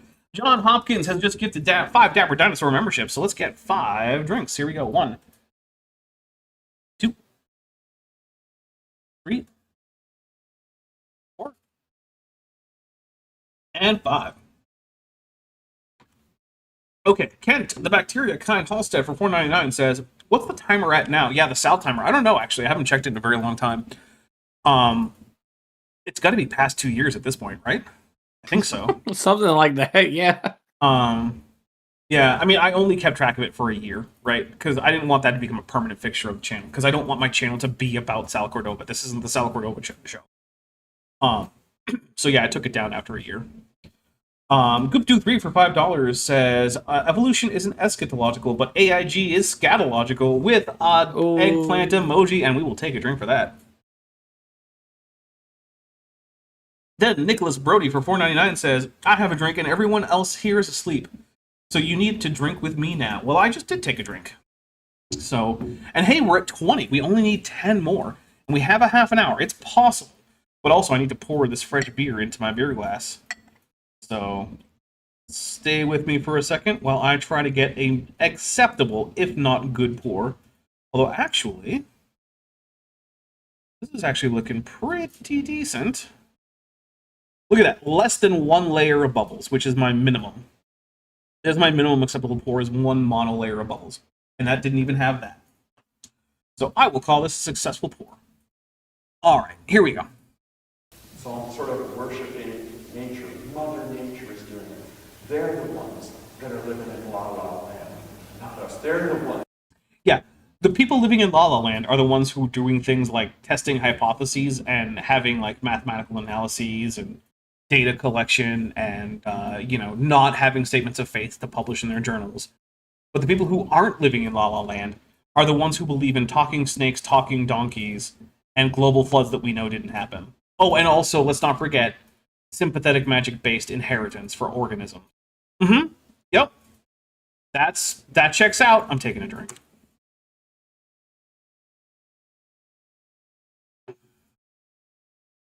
Whose ideas that they've cherished for generations, 150 years, are collapsing like a house of cards right now. Once again, the title for this stream is spot on.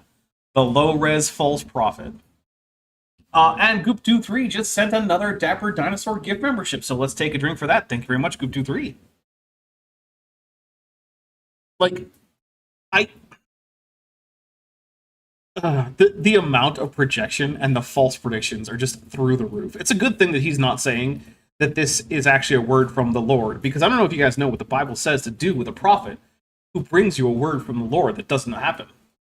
But it says that you take that guy outside the camp and you stone him. So it's a good thing that Charles Jackson is not claiming that this is actually predictions from God, because if that were the case, then according to his own interpretation of his own Bible, he should be stoned. Now, I don't mean he should get high. I mean, people would throw rocks at him until he ceases to be alive. So, no, I don't actually advocate that for people who are obviously false prophets. But it's certainly what the Bible says should happen. In front of their eyes, to their own dismay. Look, these people are fighting for their lives. Tenure, reputation, funding, endowed chairmanships, everything. The entire theory they base their whole life's work on, and even the way they live their lives. The philosophies of atheism and naturalism. Jackson, what about your life, like your lifestyle, like what you do from a day-to-day basis, how you treat people, how you treat yourself, your relationships? What about that is directly impacted by your acceptance of evolution? Day to day, not really any of it, as near as I can tell. Same here. I mean, granted, my job is affected by it. Yeah, my interests, my hobbies are, but like my interactions, not really at all. Yeah, like my friendships, any romantic or sexual interactions I have, any like the degree to which I care about like, justices and injustices in the world, my concern for just the general well-being of people, none of this is affected by the fact that evolution is true, and it would not be affected by the fact that evolution, like, it's just not a thing that I think about in those terms, right? Like, nothing about how I feel about ethics or morality or politics or any of these things are significantly impacted by evolution. I guess maybe a little bit in terms of politics, in that for some reason medical care has become way too political, and that evolution affects what like medical research is done. But even that's like at least like a third order kind of thing. Like, this is not a primary thing that I think about. Oh, well, because of evolution, therefore vaccines work. Therefore, I should advocate for vaccine. Like, no, not really that either. But that's the closest I could come. But yeah, like, it's really weird because most people don't go around spending all day thinking like, okay, well, because evolution is true, therefore I will treat other people this way. Like, no one does that. I mean, I guess I can't say no one, but that's not how typically anything works. The thing that I don't think creationists, and it's not just creationists, it's a lot of Christians. I don't think a lot of Christians realize that the things that they think of in terms of morality, like the importance of being kind to people, of loving people, of charity, things like that, right? That is not actually an exclusive aspect of Christianity, and that non-Christians can do all of those things for reasons that don't have to do with believing in God or Jesus, or might have a belief in a different God, right? Like, it just doesn't seem to get through their heads, because for a lot of them, the reason that they think they do all these things is because of their faith in Jesus, and for some of them, that's probably true. Although I suspect that for most of them, it's not true, and I say that because most of the people I know who left Christianity at some point continue to believe those things, despite not believing in Christianity. But for them, it seems like because that's how they rationalize those internal moral intuitions, that they feel like anyone who has a different rationalization will come to different moral intuitive conclusions. That's the whole point of moral intuition. People generally come to these intuitive moral ideas regardless of their background. My Unfinished Journey for $2.22 says, "Hail Daps and Jax, and hail real science." Thank you very much. And yes, hail all of those things. And I have fallen behind with keeping up with the tracker here. We're at 22%, so I will take a drink for Dappers Professional for not updating that very often. Also, I don't normally do that, but I'm thirsty. So, it's one of the reasons I wanted to get to 30 drinks, because I'm a little thirsty. All right, here we go. It's all at stake if this stuff is true. They're fighting for their religion. No. Evolution isn't a religion. It's not a religion any more than universal gravitation, right? When you are filling out your census form, and in some countries, a religion is on the census, right? When you get to the census portion, there's never a checkbox for accept science, or for evolution, or for any other scientific theory, right? Like, there's no checkbox for, like, I believe the oxygen theory of fire. I believe in the germ theory of disease. I believe in the standard model particle physics. I believe in general and special relativity. I believe in universal gravitation. Like, those aren't things that are on the religion checkbox, because they're fundamentally not religion. Now, part of the problem is religion isn't really a thing, because religion was originally defined as basically anything that's enough like Protestant Christianity that Protestants recognize it as a thing that fills the same kind of role in people's lives. But that's not really how a lot of things that are called religions work. So on the one hand, there's that problem. On the other hand, like, sure, when we say religion, most people can think of a set of things that we all tend to agree on as religions. But they tend to have some things in common. Like, they tend to have a philosophy about ethics or morality. They tend to have a community, or to have had a community if they're now gone. They tend to have a series of ritual practices. They tend to have, they often, but not always, and certainly not necessarily, but they often have ideas about metaphysics, the supernatural, an afterlife, and deities. They don't have to.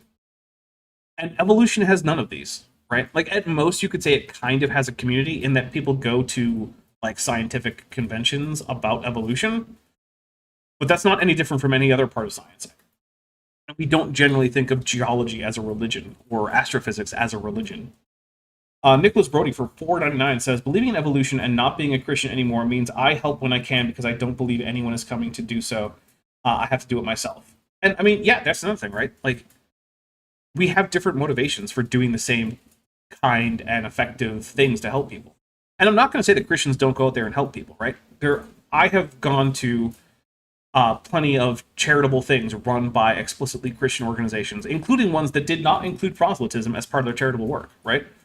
There was a church that I went to for quite a while out in Washington, and they regularly put together care packages for soldiers who were deployed overseas without any kind of proselytizing in there, and not just for people connected to the church, just 2 names that we got from commands of soldiers who could use care packages. I've also been to a different church, also in Washington, that frequently just went to volunteer at a secular soup kitchen, where you weren't even allowed to preach. But the church itself signed up for regular rotations in helping to prepare and serve the food there. Why? Because the people in those churches took seriously the commands of Jesus to help the poor. And if you help the poor for some other reason, great. But that's the thing. People like to help each other. We should encourage that and not worry that much that the reasons you do it might not actually correspond to actual historical reality. Who cares? People need help. If you help them because you think Jesus told you to, great. If you help them because you think that's what, I don't know, Brahma wants you to do, great. And if you do it just because you like humans and you want to see them be okay and you don't believe in anything supernatural, also great. People need help. Go help them. We got a few things here. Gupdu3 has gifted a Dapper Dinosaur membership, so let's add that in there and we'll take a drink. Sanguine Sonder has gifted 5 more Dapper Dinosaur memberships, so let's take 5 drinks for that. Thank you very much. Here we go. 1, 2, 3, 4, 5. Hitting that 30. And then Sanguine Sonder for $5 has said, drink AID's a bag of dicks, and then so many of the appropriate, God-fearing, hard-working, patriotic, sessile tunicates. So we will take another drink for that. Thank you very much. All right, here we go. So watch these people. Stephen Wolfram, I'd say, watch him. Watch Lynn Margulis. Okay, if you watch Stephen Wolfram, you know what you're going to see in terms of science? Just nothing. Nothing. This might be the worst prediction he's made in this entire talk. What do you think, Jackson? I mean, good Jackson. Yeah, it was a very bad prediction. I mean, same with well, I mean, really all of them. You can't exactly watch Lynn Margulis either, so well, okay, you could for a little while after this, and you could watch her ideas, which didn't go anywhere. Yeah, I mean, of all the work that has continued to be done on mitochondria, none of it is indicated, or endosymbiosis in general. None of it is indicated like that all organelles are endosymbionts. Like, nope. Yeah, it's just not true. So, Tiri Words of a King, 7 times purified Rana, who's been a member for 24 months and is at the tetrapod level, says, Jesus said what? Sounds like a hippie communist. Yeah. I gotta say, like, I was an evangelical Christian at one point, right? Like, that's not a secret. And that church, perhaps not as seriously as some of the other churches I've been to later in my life, but that church did take seriously the idea that we should help the less fortunate and feed the poor, visit the prisoner, and things like that, right? And they did things to do with that, right? They did charitable things that were not just preaching opportunities under the guise of charity. Now, they also did some preaching opportunities under the guise of charity. I'm not going to pretend they didn't. But they also did just some stuff that was just charitable. And they did it because of their belief that those words of Jesus were actually both good ideas and also to some degree binding on them as Christians, people who wanted to follow Jesus. But and it's been a very long time since I could reasonably call myself an evangelical Christian. A very long time. But apparently, in that time, especially in the past 10 years or so, evangelical Christians have started to just turn on Jesus. And I've read more than one account from various pastors in evangelical churches who, when they preached on the very words of Jesus from the Gospels, we're not talking about whether or not those are historically reliable. I don't care about that right now. But when they preached from the Gospel, with the words that in those red letter Bibles have the red letters, people came up and said, that sounded too weak for Jesus. And he's like, it's just right here in the Gospel, man. I don't know what you want.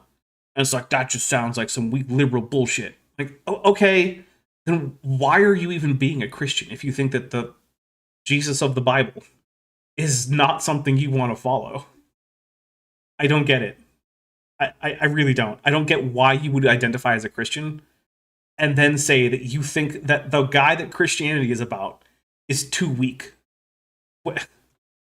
I'm willing to bet that like they joined it, or maybe they were brought into it, as a kid, and they never really thought about it, and then like, being confronted with the actual ideas run counter to their like personal philosophy, and it's like, yeah, well, maybe you should have reconsidered your sort of broader philosophic ideas. But they still also, those same people will make being a quote-unquote Christian a core part of their identity, and I don't get that. Oh, yeah.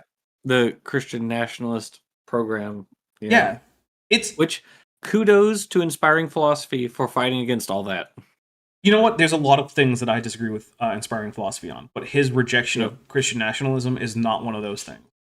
Yeah. So, I can't complain about that. Also, he has a really good grip on the history of young Earth creationism, which it's a double-edged sword for me. Because on the one hand, I really appreciate that he's done work on that and really dug into that history. But on the other hand, what that also means is I know he can do good research when he wants to, which also means that he usually doesn't want to, because usually his research is atrocious. And so it's like, it's like you can see the potential, and you just look at it being squandered with almost everything he does. It's so disappointing. Yeah, we were having a little back and forth the other day on Twitter, and I was getting a little annoyed by our conversation, which doesn't usually happen. But you should reach out and see if he wants to have a talk about creationism. That might actually be interesting. I mean, we'll do a poll. We did. He came on my channel back in like 2018, I think. And but I didn't know you in 2018, so it doesn't count. I guess that's fair. All right, here we go. Should we chat with IP about creationism? At yes, no, and now do remember, if yes wins, that doesn't mean it will happen, right? It just means maybe we'll look into it. But I do want to know I can shoot him a message.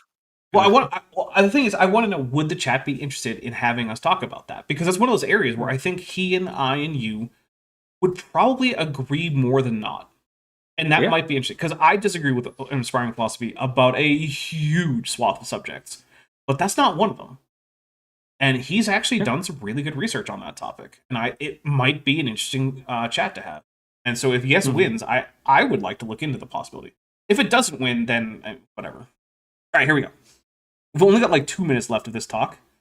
I don't think we're going to get through it, but I also don't think we're going to continue with it next time. I think next time we're just going to start the next video, which I have already downloaded. Nice. Yeah, it's about the Big Bang. Oh. Yeah. Okay. Wilford Waltham and the likes of him, Roger Lewin, although I did mention he was from the past there, and okay, here's another weird choice. Of these pictures, clearly this gray-haired guy with the goatee in the bottom left and Lynn Margulis are like the highest res, but they're also some of the smaller pictures that he's used. I don't know why he made that choice, but it's a really weird choice. Maybe shrink down the low-res pictures and expand out a little bit. I did miss a super chat from Lieutenant Matt the Navigator for $5. I think this man may be the second coming of William Miller, though I didn't sell my house, so I'm not as greatly disappointed. Oh, Millerites. Also, remember that guy in the bottom corner, the bottom left corner, is the dude who thinks that orangutans are the closest relatives of humans, not chimpanzees. Oh, yeah, that guy. Yeah. Here's the thing. I don't generally recognize scientists by like their face, in part because science isn't really about personalities, it's about the data. So why would I know what all these scientists look like? I wouldn't. Because I don't really No, care I about agree. this. I just think it was. I just remember it from the pictures he's put up of him. Yeah. That's the only reason. I would never recognize this guy otherwise. I think.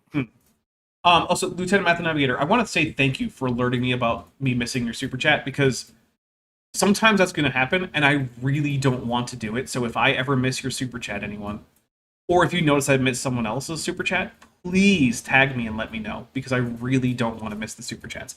If you pay money for me to read a chat, I want to read the chat, and I don't want to screw you out of that. So I really want to say thank you for doing that. That's what I want people to do. Okay. Also, Jeffrey Schwartz. I think Jeffrey Dale Schwartz, from Scripps, yeah. Scripps Ocean Aggression. Do you think his Schwartz is as big as mine? He's very strong in the Schwartz. I love that a sequel to that movie is coming out. I can't wait. I am baffled by that decision, but yeah. I do not care. I'm going to see it anyway. Tim Russ has confirmed he's in Spaceballs 2. Tim Russ is back. And it was not also the name I Rick was expecting. Moranis. Yeah, Rick Moranis is coming out of retirement. He's been retired from showbiz for so long, and he's back for Spaceballs 2. This might be Rick Moranis' last film ever. Not because I think he's going to die in the next few years, but because he just doesn't do movies anymore. And like Ghostbusters couldn't get him back. But by God, Spaceballs did. And that is awesome. Because Rick Moranis is great. I don't want to hear anything about that statement. It's just The true. man has priorities. Yeah, and look, I don't blame him, right? He went to take care of family members. That's a noble and praiseworthy thing to do. I don't blame him one bit. But man, I love that he's coming back for Spaceballs 2. That's right. They brought everybody back for Ghostbusters. I forgot about that. The most recent one. Yeah, not Rick Moranis. I didn't even see it. Though. I didn't either. I haven't seen any of the 3 of the new ones, I think. I saw 2016. Okay. I wasn't hugely impressed. It also didn't ruin my childhood like all the Chud said it did, but whatever. It was just a below average comedy. Important to keep an eye on the research of Mary H. Schweitzer, the one that found the T-Rex vein that was real soft tissue, and many researchers like that. The new findings that are coming up all of the time about these hybrids and about fossils being found in the wrong place that they're starting to be true. No fossil has ever been found in the wrong place, because that's not even a logical possibility. Fossils are supposed to be where they are, because that's where they are. If you find if you find a fossil in a place that's unexpected, it's not in the wrong place. You had the wrong idea about that fossil. But further, no fossils have been found in a place that would invalidate some aspect of evolutionary biology. It just hasn't happened. Julian Underwater Landbridge says, to be fair, he was at least in part because he was taking care of his kids after his wife died. I mean, yeah, that's why I said, he left showbiz to take care of family. It's all coming down, and they're going to have to come up with a new theory. Next. And I think that might actually get... Man, it's weird that in the subsequent decades, there hasn't been a new theory coming out. There have been additions to evolutionary biology, but that's not a new theory. That was the end of what I had. Now, by the way, if you're interested in looking at it, I do have the copy, the paper copy here of that issue of the New York Times, the science section on evolution. Wait, he just saved the newspaper? That seems weird to me. But then again, Charles Jackson is from an older generation where newspapers were more of a thing. So, I don't know, maybe it's not as weird as I think it is. Or maybe at least it's not as weird for someone of his age bracket. From June 26th of this year, if you'd like to just browse through it, I still need to finish using it for my presentations, but... Dapper, I half expect him to, kind of sit down and then look up from his newspaper and be like, why are all you people in my house? Hey. Get off of my lawn, you damn kids! Oh, That wouldn't mesh though with his attempts to gain nerd cred. Because he hasn't done it a lot in this talk, but very often he likes to try to reference Star Trek or Star Wars to be That's like, true. "Hey kids, I'm a nerd just like you." Do you and, like- remember the Star Warses? Mm-hmm. Did you ever go see a Star Wars when you were a kid? And here's the thing, right? Like, I am not a fan of gatekeeping for reasons of like, oh, you don't know enough about the franchise, or you don't know enough of the deep lore, or whatever else, right? Like that's not okay, right? If you like something, you like it. And if you're just getting into a franchise, that doesn't mean you don't like it because you don't know whatever lore all the weird old neckbeards know about it, right? Like, if you're just getting into Star Trek, but you can't name every single original series episode, that doesn't make you not a Star Trek fan. If you really like Star Wars, but you don't know, like, exactly how Chewbacca died in Legends, that doesn't make you not a Star Wars fan. If you're getting into, like, Warhammer 40k, but you can't name all 18 of the 20 Primarchs, that doesn't make you a fake Warhammer fan, right? Or, like, you don't know all 16 of the truths of the Cult Mechanicus. Again, doesn't make you a fake Warhammer fan. But here's one thing that does. Here's one reason I will gatekeep. When you're a giant piece of shit who's advocating for an idea that would drag humanity back centuries in terms of scientific progress and halt further research in most fields of study. I don't want you in any nerd fandom that I'm associated with, if that's the deal. And I don't care what it takes for me to gatekeep you out of that. If that's your shtick, I don't want you. Similarly, if you're a racist or a homophobe or a transphobe, don't want you in any of the fandoms I'm associated with. I'm A-okay with you getting banned from forums, getting your channel taken down by the owners of whatever franchise you like, whatever. A-okay with that. That is a good reason to gatekeep in fandom. To keep out the retrograde forces of society, the people who want to drag us back both socially and scientifically. That's not a thing that should be okay in any community, including fandoms. So I will gatekeep Charles Jackson out of fandoms. Yep. Lieutenant Math Navigator for $5 says Charles Jackson thinks the space battle effects are the best part of Star Trek. He might actually. Goodness. Way to not get the very basic part of Star Trek. Because Star Trek is not about space battles, unless you're J.J. Abrams. Well, to be fair, he did have some cool space battles. But, like, I don't care so much about space battles. In fact, if you watch Star Trek Endurance, my Star Trek actual play, I think you could count the number of space battles we've had in the entire thing that we've done. Not just Star Trek Endurance, but also Star Trek Lexington and the Star Trek Prelude came before it. I don't think you would run out of fingers before you stopped being able to count the battles we've had. And we've done, 20-something episodes. So we do space battles in less than half the time. Most episodes don't have a single space battle. In fact, a lot of episodes don't have a single weapon drawn. Because that's not what Star Trek's about, even when it's a TTRPG. I'm able to give you some sort of an idea of what may or may not be happening. Like I can't promise that all my guesses are true, but I can promise. I can promise your guesses aren't true, but I have the benefit of hindsight. But even if I had been there in the audience, I would have made the same predictions there, Chuck. That the stuff I reported to you tonight is true. These are the things they're saying, and these are the reasons why they're forced to say it. God bless the encouraged.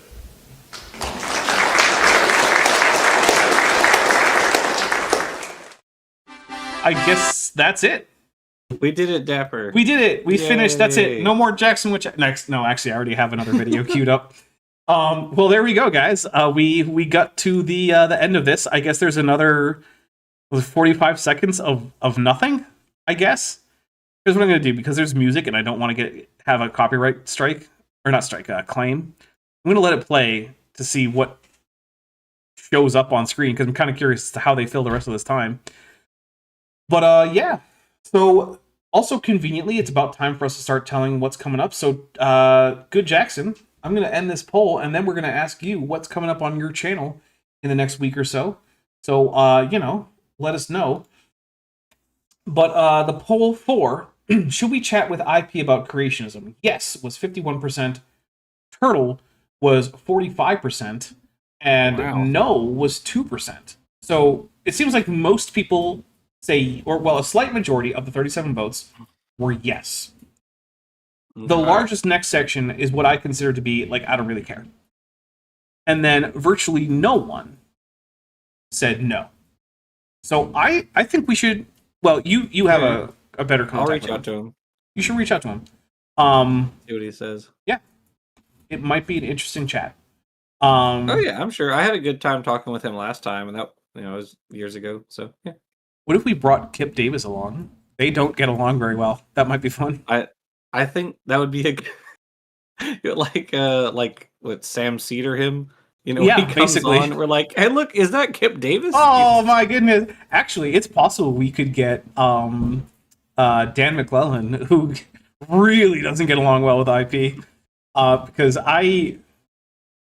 I'm 1 degree away. There's like one person between me and Dan McClellan in multiple directions. I know multiple people who know him, so that could actually be a possibility. I don't know if that would be a good idea though, because I don't know if I want to ambush him. But hey.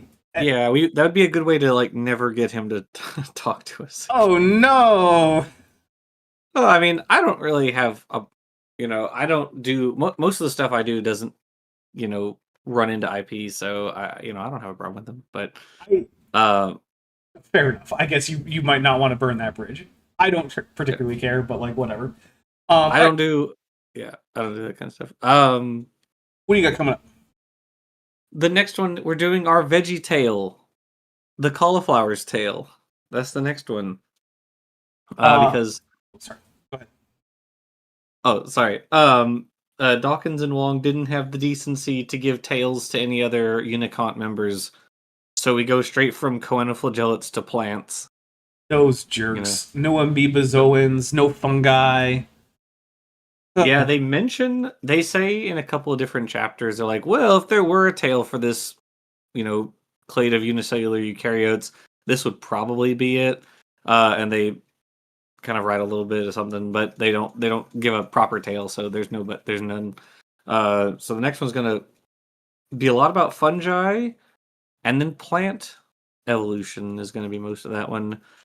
Then I think there's only like 5 episodes left after that. We were really close. We're getting down there. And then once we finish this monumental series, it'll be on to the next one, which is Gregory Wrightstone's climate change denialism book, Inconvenient Facts Al Gore Doesn't Want You to Know, which was inexplicably written in 2017 instead of like 2001. Imagine referencing Al Gore's inconvenient truths in 2017.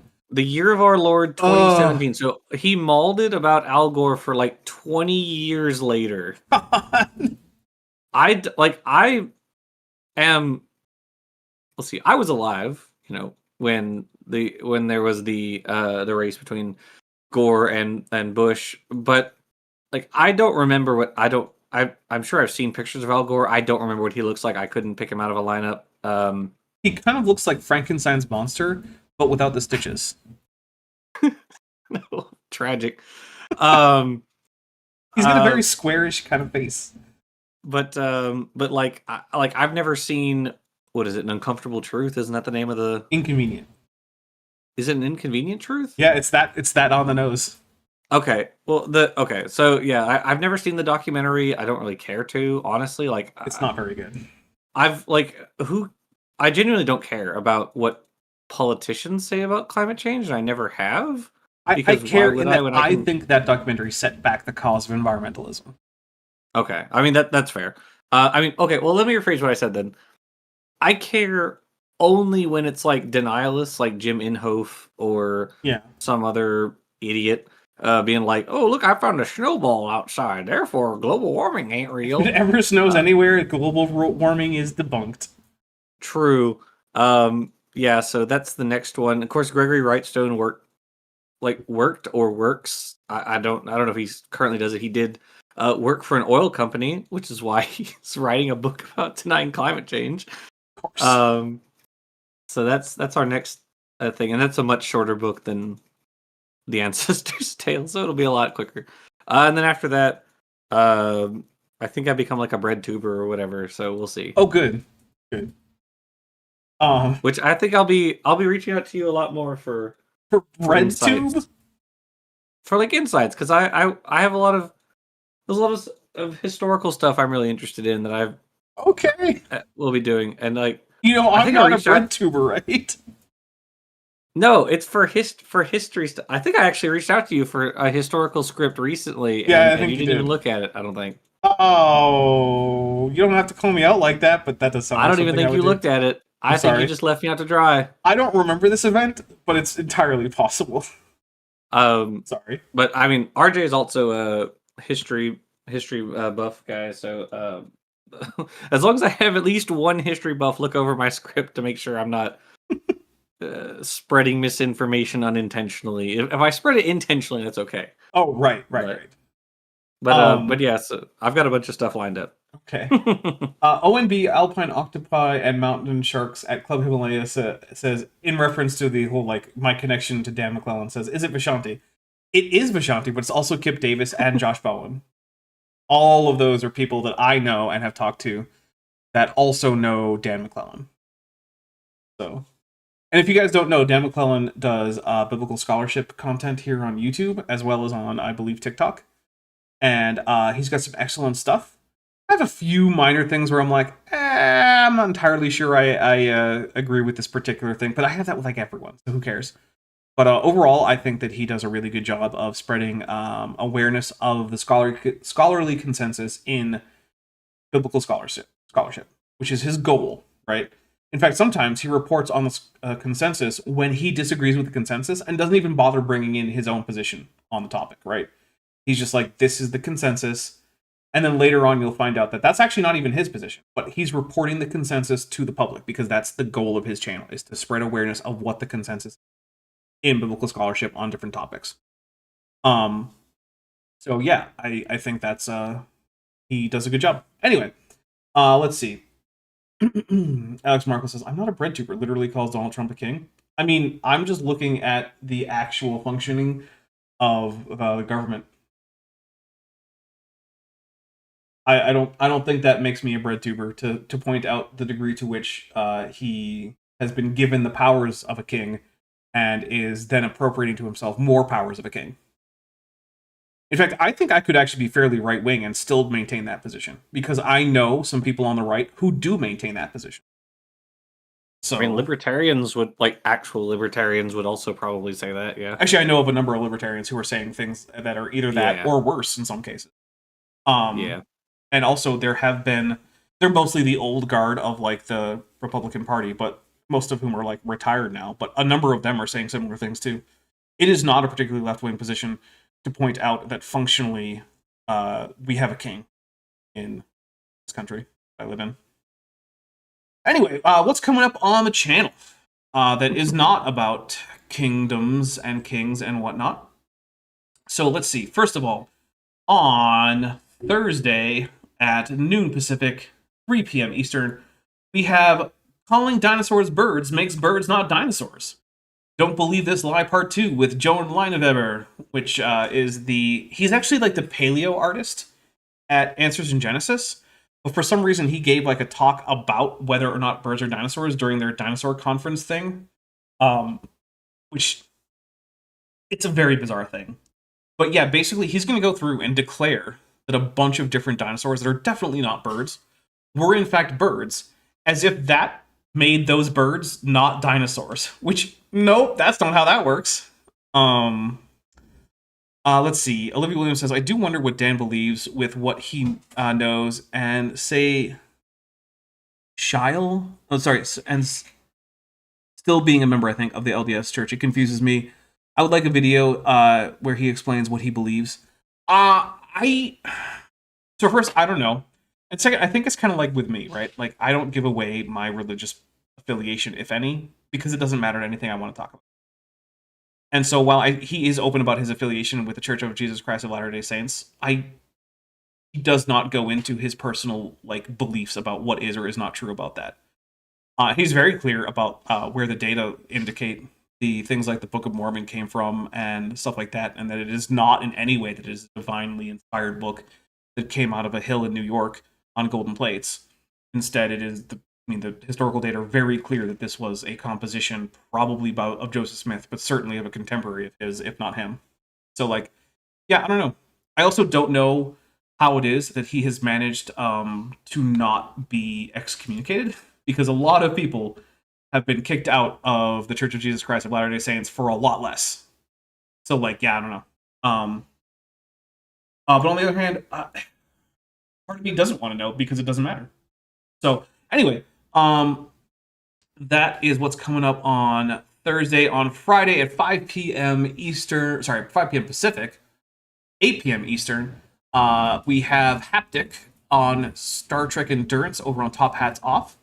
So please do come for that. I think it's going to be a lot of fun. At least I hope it is. I do have a little bit of work to do to set that up a little bit more, because it is I'm basing this adventure on a mission report. It's a very short, pre-made adventure that doesn't actually have all of the scenes and roles and whatnot preset. So I have a bit of work to do to make sure I can actually turn that into a viable episode.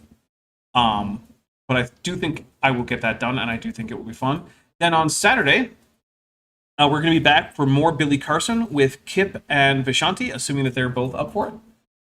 Which I think they will be. They haven't indicated that they won't be. So yeah, that's the plan for Saturday at noon Pacific, 3 p.m. Eastern. Then finally, next Tuesday, we've got Kent with Bent, I believe. Now, there is actually going to be a weird thing going on in July, in that normally we would have a Matt with Maddie on the 15th, but we're not going to. Instead, we're going to have Matt with Maddie on the 29th, and the 29th would normally be a Kent with Bent, but instead, there's going to be a Kent with Bent on the 15th. So it's a little bit weird next month, but yeah, because in case anyone doesn't know, the normal cycle is that second Tuesday is Tisdale Tuesdays with Chesh. Third is Matt with Maddie. Fourth is Jackson with Jackson. And any other Tuesdays are Kent with Bent, which is usually just the first Tuesday, but sometimes it's the first and the fifth. So that's the normal sequence. But Maddie is unavailable for that Tuesday, so we're changing it up a little bit next month. But hey, with that, I want to say that we're going to be heading over to my Discord server to watch the the first 4 episodes of Power Rangers Beast Morphers Season 2. I did find a stream of it. So if that sounds interesting to you, I really like Beast Morphers as a team, as a pair of seasons. So yeah, come hang out for that. 4 episodes is the plan. And also, we are getting to the point where we're getting close to the finished with Power Rangers. We only have one more team to go, and they have 54 episodes in that team. And then there's one 1-hour special that we have.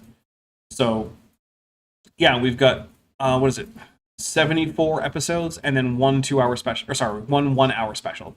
And that's it. That's all for Power Rangers. And those episodes of Power Rangers are like 22-minute episodes. So, yeah, we're getting there.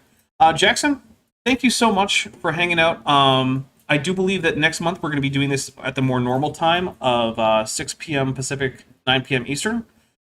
Because for the past few months, we've been doing it a little bit late because you had work obligations, but apparently that is no longer the case.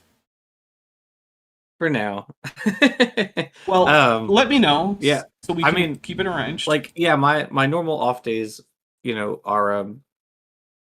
are Tuesday, Wednesday. Like, I don't have class. I just have online class right now, so that's no problem. But yeah, except for like, I think I had to come in one day to work on a Tuesday because of like something weird happened. But otherwise, well, you'll keep me posted either way. Yeah, like 8 should be fine typically. Right. Well, I will make sure to ask you beforehand just in case. But thank you very much, and I hope to see all of you on Thursday.